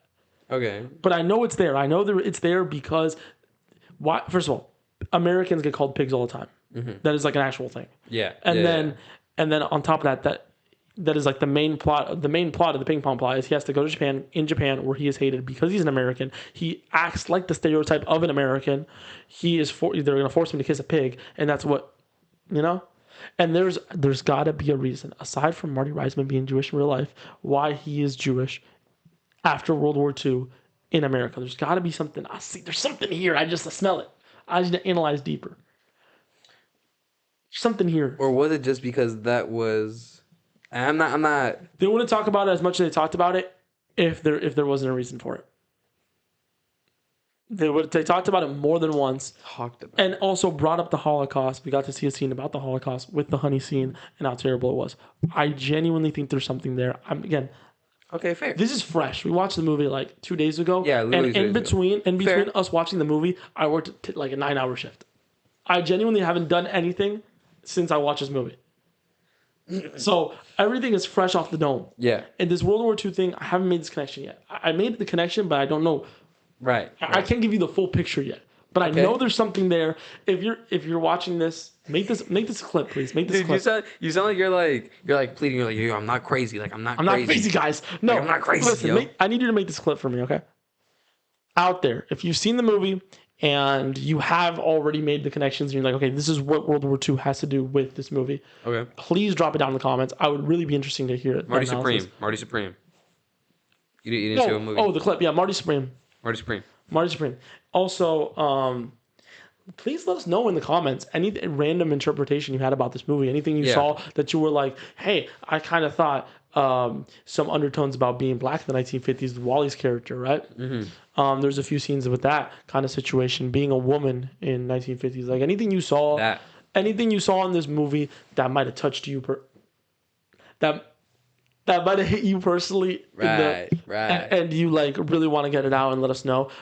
Let us know. I'm very curious to see what y'all thought about this movie. Not just the quality of it, but what interpretations do you have? What interpretations you've come up with personally? I'm still thinking about the World War II. I like that. There's something there. I know there's something there. I'm excited because I'm just excited to see what you come up with. It is genuinely, and the main thing is how disconnected that honey scene felt from the whole movie. That's true. There's something there, and I'm just haven't gotten there yet.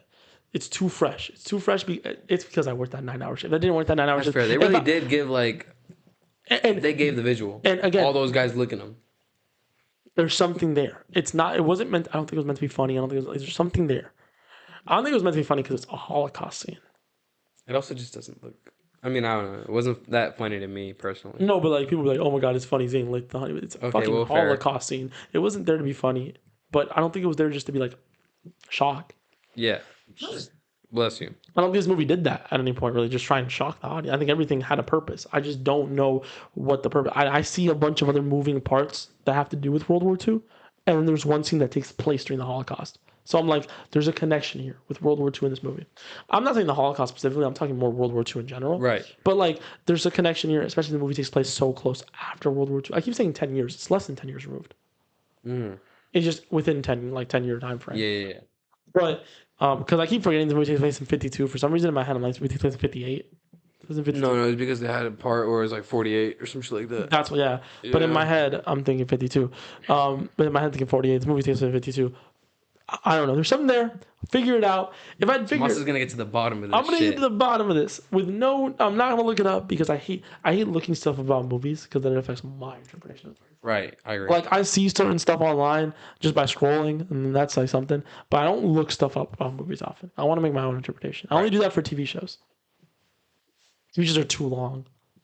I gotta tab in. I'm gonna put on a video. See what it's a goddamn study session. For a TV show. Actually, that's funny because I could be studying like important things. I just down at home being like, what does Walter White being bald mean? I mean, that's important. Like my feed is ridiculous.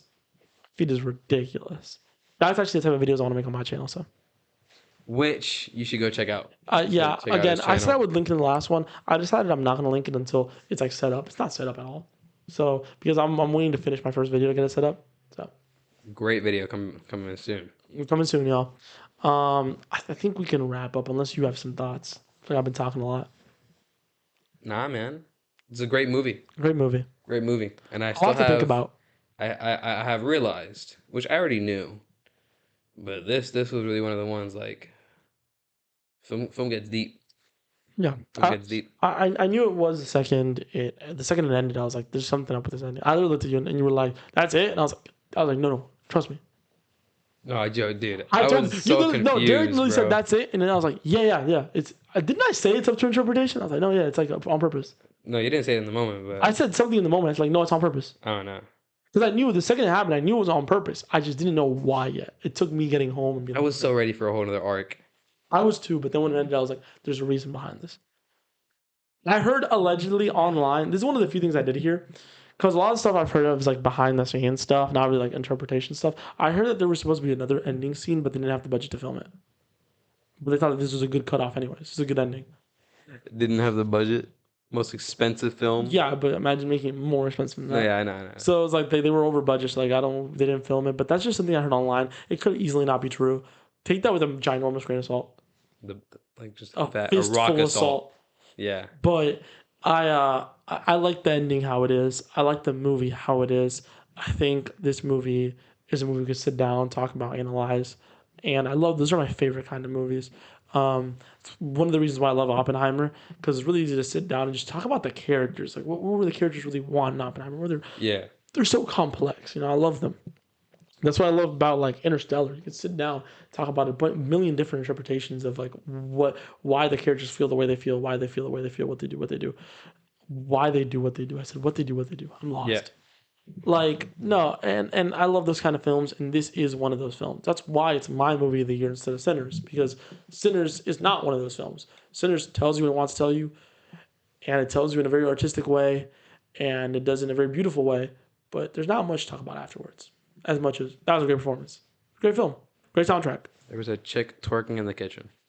That was great. Showed a lot of showed the culture through the years. It's great.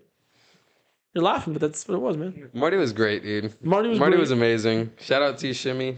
Hopefully gets an Oscar for this movie. Shout out to Shimmy. Shout out everyone that worked on this film. Shout out cinematography. That shit was beautiful. Shout out the writers. That shit was amazing. Yeah. Shout out the special effects people, bro. They really made everyone look like they were from that time period. No facts. Y'all made Tyler the Creator a gay man.